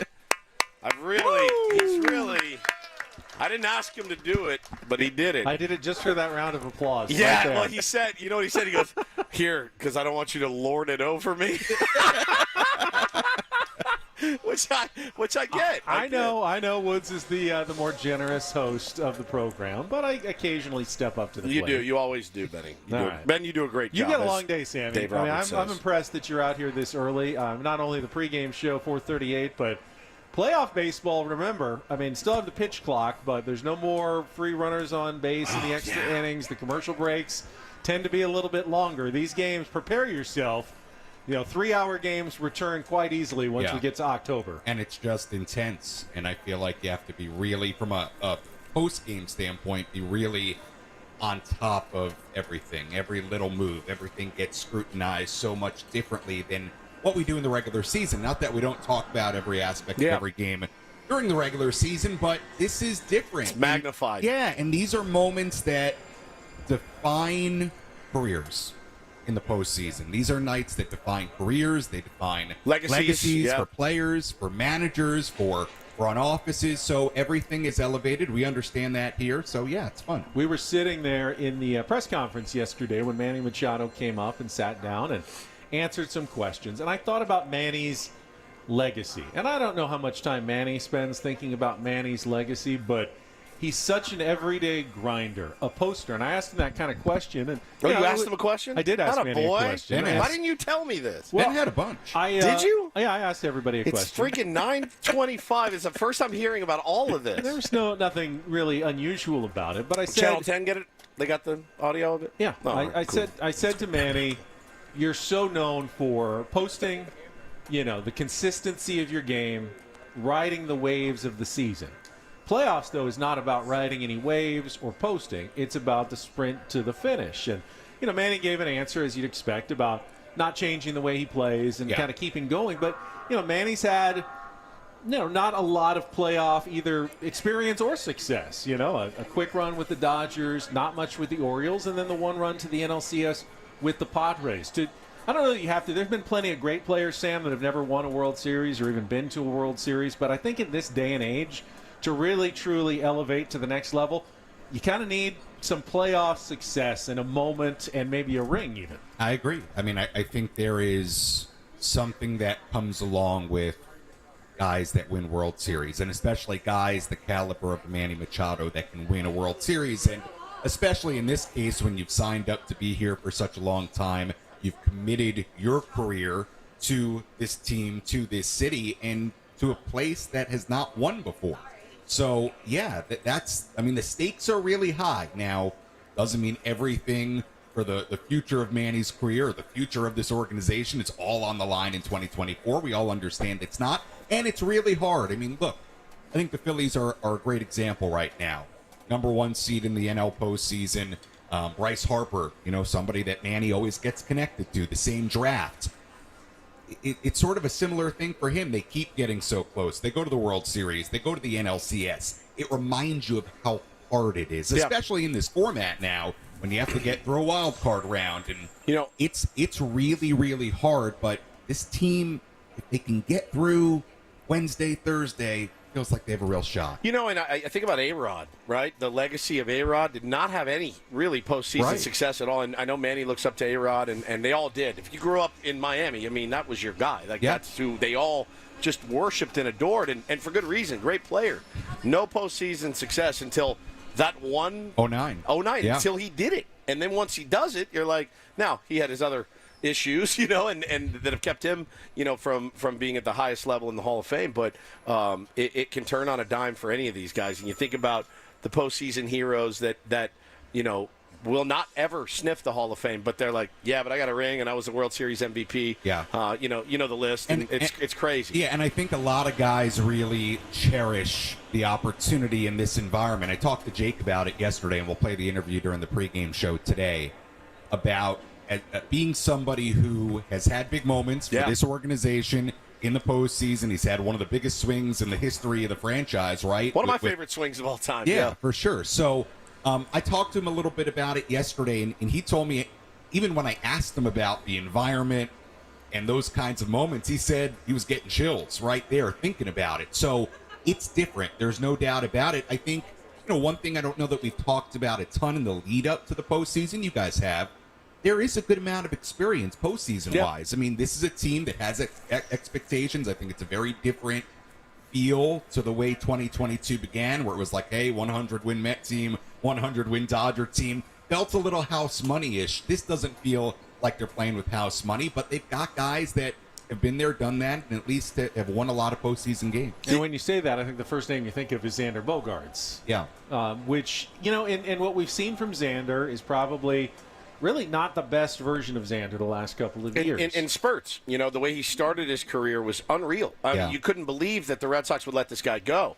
And then I think, really, he has been derailed by injury and the position change and all that. And the thing is about Xander is, like, I think while we appreciate a guy that is willing to tell it like it is, I think it also gets used against him by us and the fans as well. I think we all do it, and I think it's just a natural reaction. But he is not afraid to tell you, I don't want to play first base, right? Like, I don't want to. And everyone goes, ooh, Xander's not a team player. He doesn't want to play first base, and I don't want to hit here. But I want Xander to hit is a team player. But he is a team he's player. shown more than anyone this year that he's a team player. And I'll tell you, man, again, like, you want to talk about the ability to justify a contract in about 3 weeks? It's right here in front of you. You go out and help us win a World Series and be monster. No one's ever going to care that we have 8, 9, whatever more years. No one will ever care. They won't. You go out and do what you are capable of, do what you've done, what you did in Boston. Best contract of all time. Yeah. Best. I agree. I mean, look, we haven't overall seen the best of Xander Bogaerts, and I think there's a few reasons for that. Number one, he dealt with significant injuries last year and this year. Obviously, he missed a lot of time this year, and the wrist was certainly a factor. Something happened when that wrist issue popped up early last season, because he was a different guy before the wrist issue popped up. That's 2023. Who cares at this point? But look, you're right. It's a wonderful opportunity for a guy that has been there and done that. I mean, he's somebody in that clubhouse that has won 2 World Series and understands what it takes to get to the end of the road in October. And look, I really, and this is something even beyond this postseason, I don't think we've seen nearly the best of Xander Bogaerts in a Padres uniform. There's been the injuries, there's the switching positions. You could point to a number of different things. And to your point, he's somebody that I think from a media standpoint, like, you actually like it because it never feels like Xander is like, it never feels like he has a canned answer to anything. There's no cliche like in him. Whatever's going on in his brain, it comes out of his mouth. Yeah. So I appreciate that. It's hard to, because again, like I said, it's great when they do it, but we can't then later use it against them. Yeah. You know what I'm saying? Like, we want that so much from our athletes, and right. But then, to come out later and be like, oh well, you didn't do this and wouldn't do To your that. point, tough. this is a great opportunity for him, and he's somebody that's been there and done that. So yeah, you get like prime Xander Bogaerts the next 3 weeks. I think that changes a lot of things. No question. Yeah, I mean, first playoff games for Xander Bogaerts with the San Diego Padres. This is why you sign. This is why you got him. Obviously, you want as much as you can in the regular season, but you don't sign Xander Bogaerts just because you want to have some regular season success. Correct. You signed him for the World Series rings, the playoff experience. Here's your first opportunity. Go get it. To be Xander Bogaerts. No doubt. I think I'll just leave you with this nugget. How You're about not this? leaving. You're staying for the whole next segment. Okay. So, yeah, you're sitting right here. One more nugget here that I just read and I tweeted. Jackson Merrill today will become the 5th youngest player in Major League history to start a postseason game in center field behind only Bryce Harper, Willie Mays, Mickey Mantle, and Andrew Jones. Good Lord, man. So what he's going to do today is pretty special. And, that's a wild card to me. You can't tell me, based on what we've seen from Jackson, that he's not going to absolutely cherish the environment of the postseason. He may be young. He might be the most postseason ready player on the San Diego Padres, For real, or maybe in all of Major League Baseball. I mean, you get that feeling from him, you get the sense that there's guys. I mean, even Xander with his 2 rings is probably feeling a little pit of his stomach. And Jackson is just going like, "Hey, I get to play baseball today. Let's go do something dramatic and huge." The way he approaches everything, I have no doubt that that's how he's going to approach today. All right, Sammy, we're going to take one last time out. I want to ask you about, obviously, the pitching rotation, how Mike Schilt is setting this up. We talked about it earlier, but I think it's worth one more discussion on Michael King, Dylan Cease in Game 3. So we'll get to that in our final segment coming up next on San Diego's #1 sports station, 97.3 The Fan.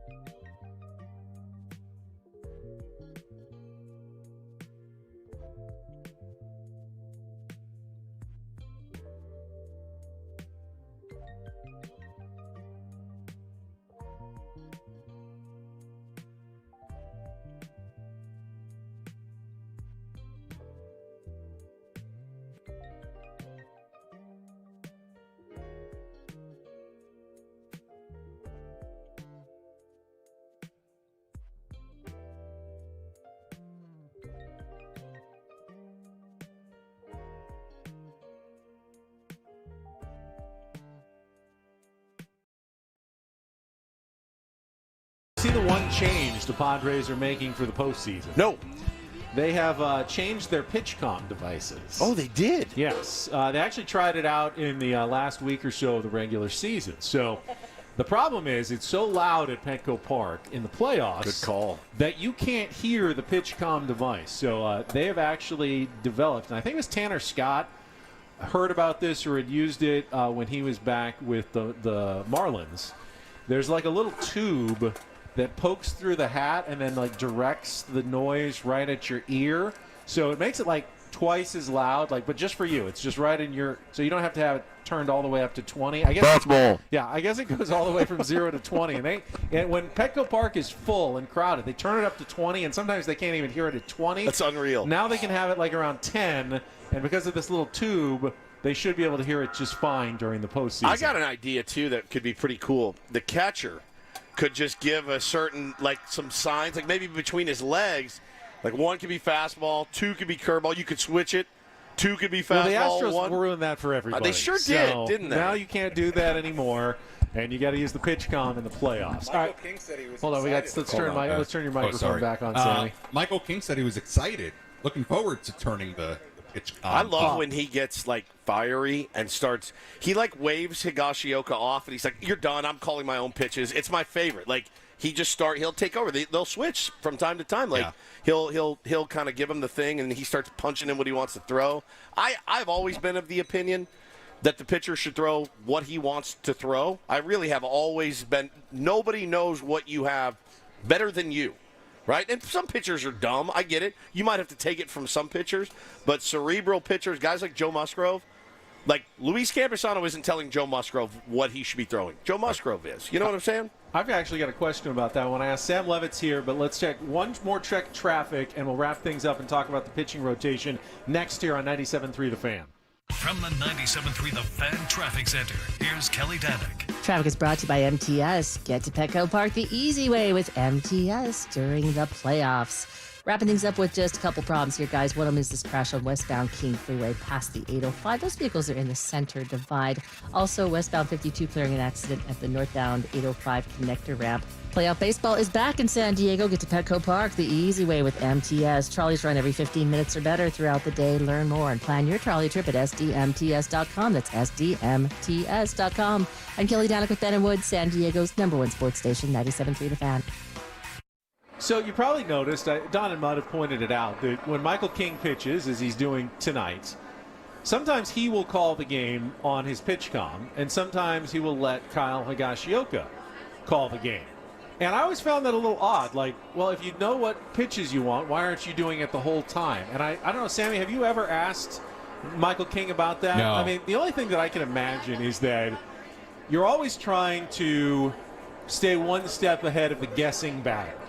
And if the batter can ever get a read on one of you, like the pitcher or the catcher, it's going to be even harder to get a read on two of you. So if you're really trying to randomize as much as possible, one way you can do that is by changing the person who's calling the pitches throughout the game, who obviously they're going to have slightly different opinions, and that can keep a batter even more off balance, I would guess. Yeah, I guess. And also, I mean, I haven't asked Michael King about it, but I wonder as a helicopter goes overhead. We got everything going on here. We got helicopters, we got beer kegs being carried in. I'm just waiting for an actual cannon to roll through, and real cannonballs. Holy smokes.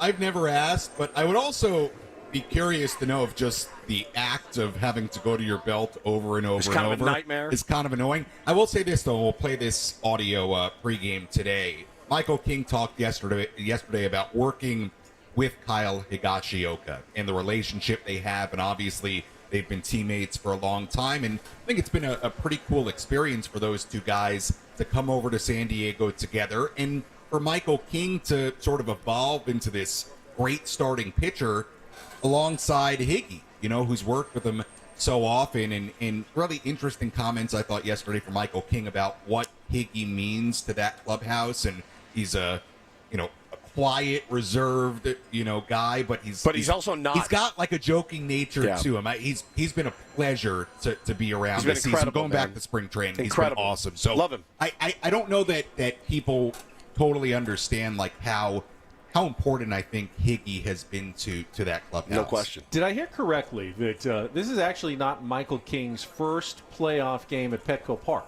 Right. That he actually appeared 2020 as a reliever in 2020 with the Yankees in an empty Petco Park out of the bullpen with Kyle Higashioka as his catcher in that game. So they've actually teamed together in a postseason game. Now, he said, really no comparison. I was in the visitors' clubhouse wearing a mask. There was nobody in the stands. It's going to be so loud it's tonight. Be, like, insane. There's, I mean, no different. It couldn't be more different tonight, but he actually has postseason experience here. And there was at least one game I just know from talking to Jesse about it during that series with the Yankees where Jesse and Tony were broadcasting the Padres game in the booth at Petco while, and they were, I guess, in Arlington? Yes. Right? Okay.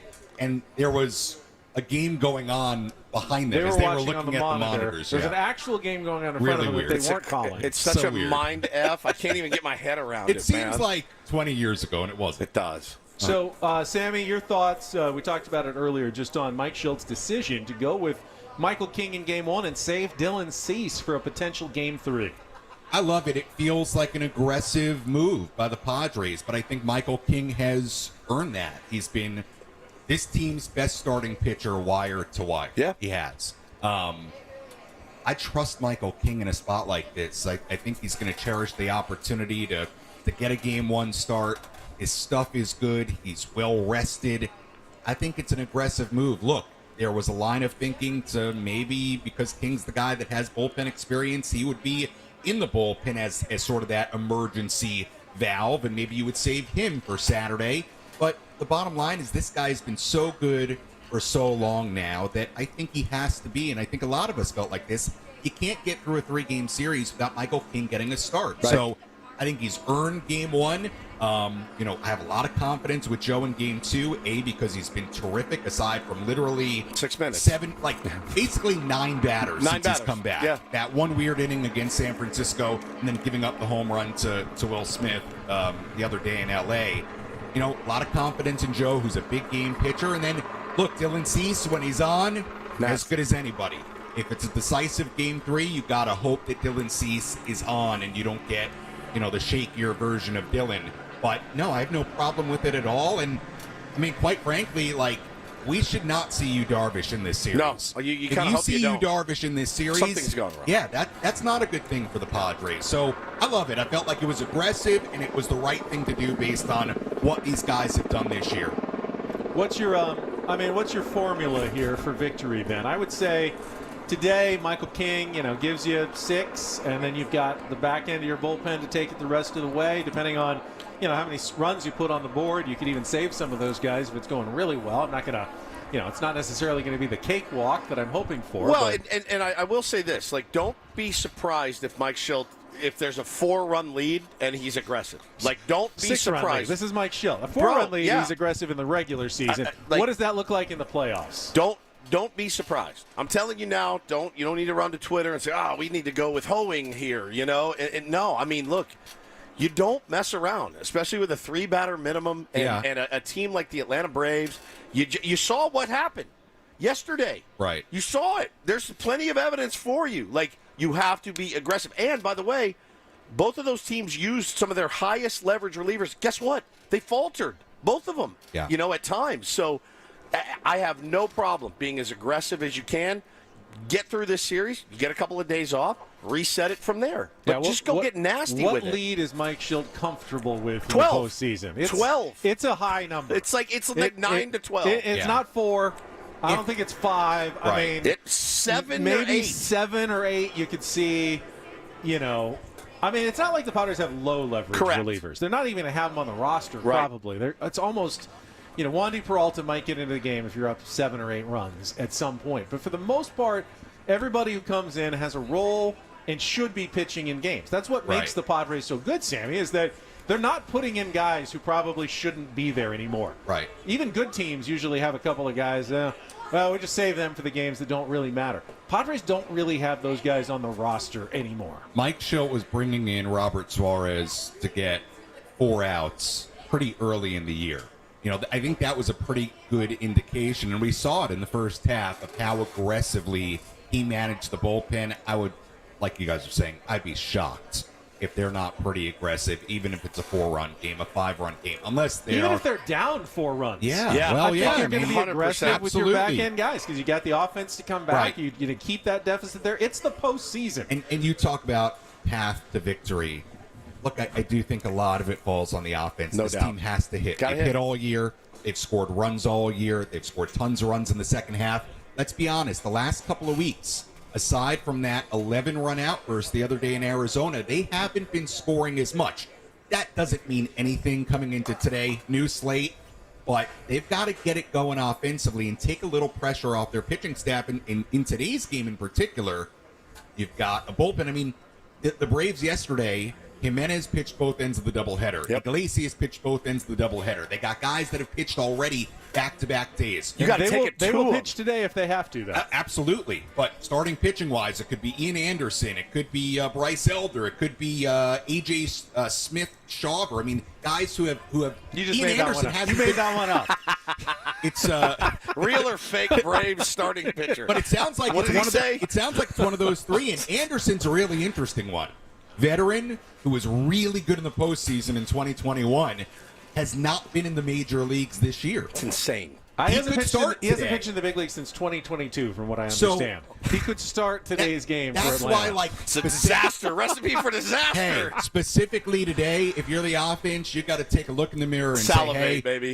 Yeah. We got to get it going and maybe take some pressure off our pitching staff today. That way, if you need to go all out pitching-wise Wednesday, maybe Thursday, you have no reservations about doing that. Every time we say, I feel like every time we've said, hey, right, offense, time to Look, eat, they're Right. starving kids. We talked about it yesterday, and this is the biggest thing that I think just in a narrative standpoint, and I think it would scare everybody. You have the Braves coming in off a doubleheader, and yes, the us against the world, hey, look what they made us do, flying cross country, rolling in here at midnight. Let's take it to them. Yeah. It scares you. And the fact that, I don't know if you saw Adam's email during one of your breaks here, but like, you go to ESPN and everybody's picking the Padres. Everybody's got It makes you a little nervous. Yeah. Now, also a good thing because, it does mean a little something about the quality of the team they have. Yeah, But, I'd say get over it. You want to be the team that people are picking. Good job, You Ben. want to be the team that people are you're right. picking. Get over it. It's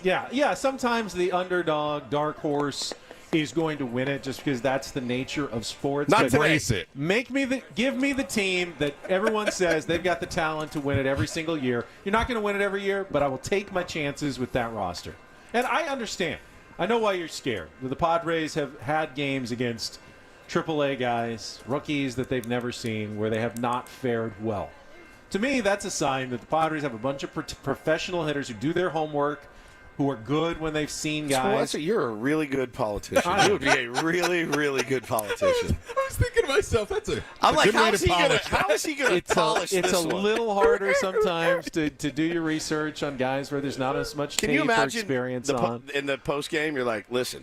I mean, you know us. We do our homework, and I've never seen a 93-mile-an-hour fastball before, so I don't know what to do. They will have every single pitch of every single pitcher that could possibly throw in today's game. They will be as well prepared for a game as they have been all season long. And I think you know what's a good way to deal with, like, okay, we're the favorite, the expectations, is go out and grab an early lead. 100%. Get out there in the first inning and go put up a crooked number and Exactly say, one of hey, the we're keys here. to the game. I love that key to the game.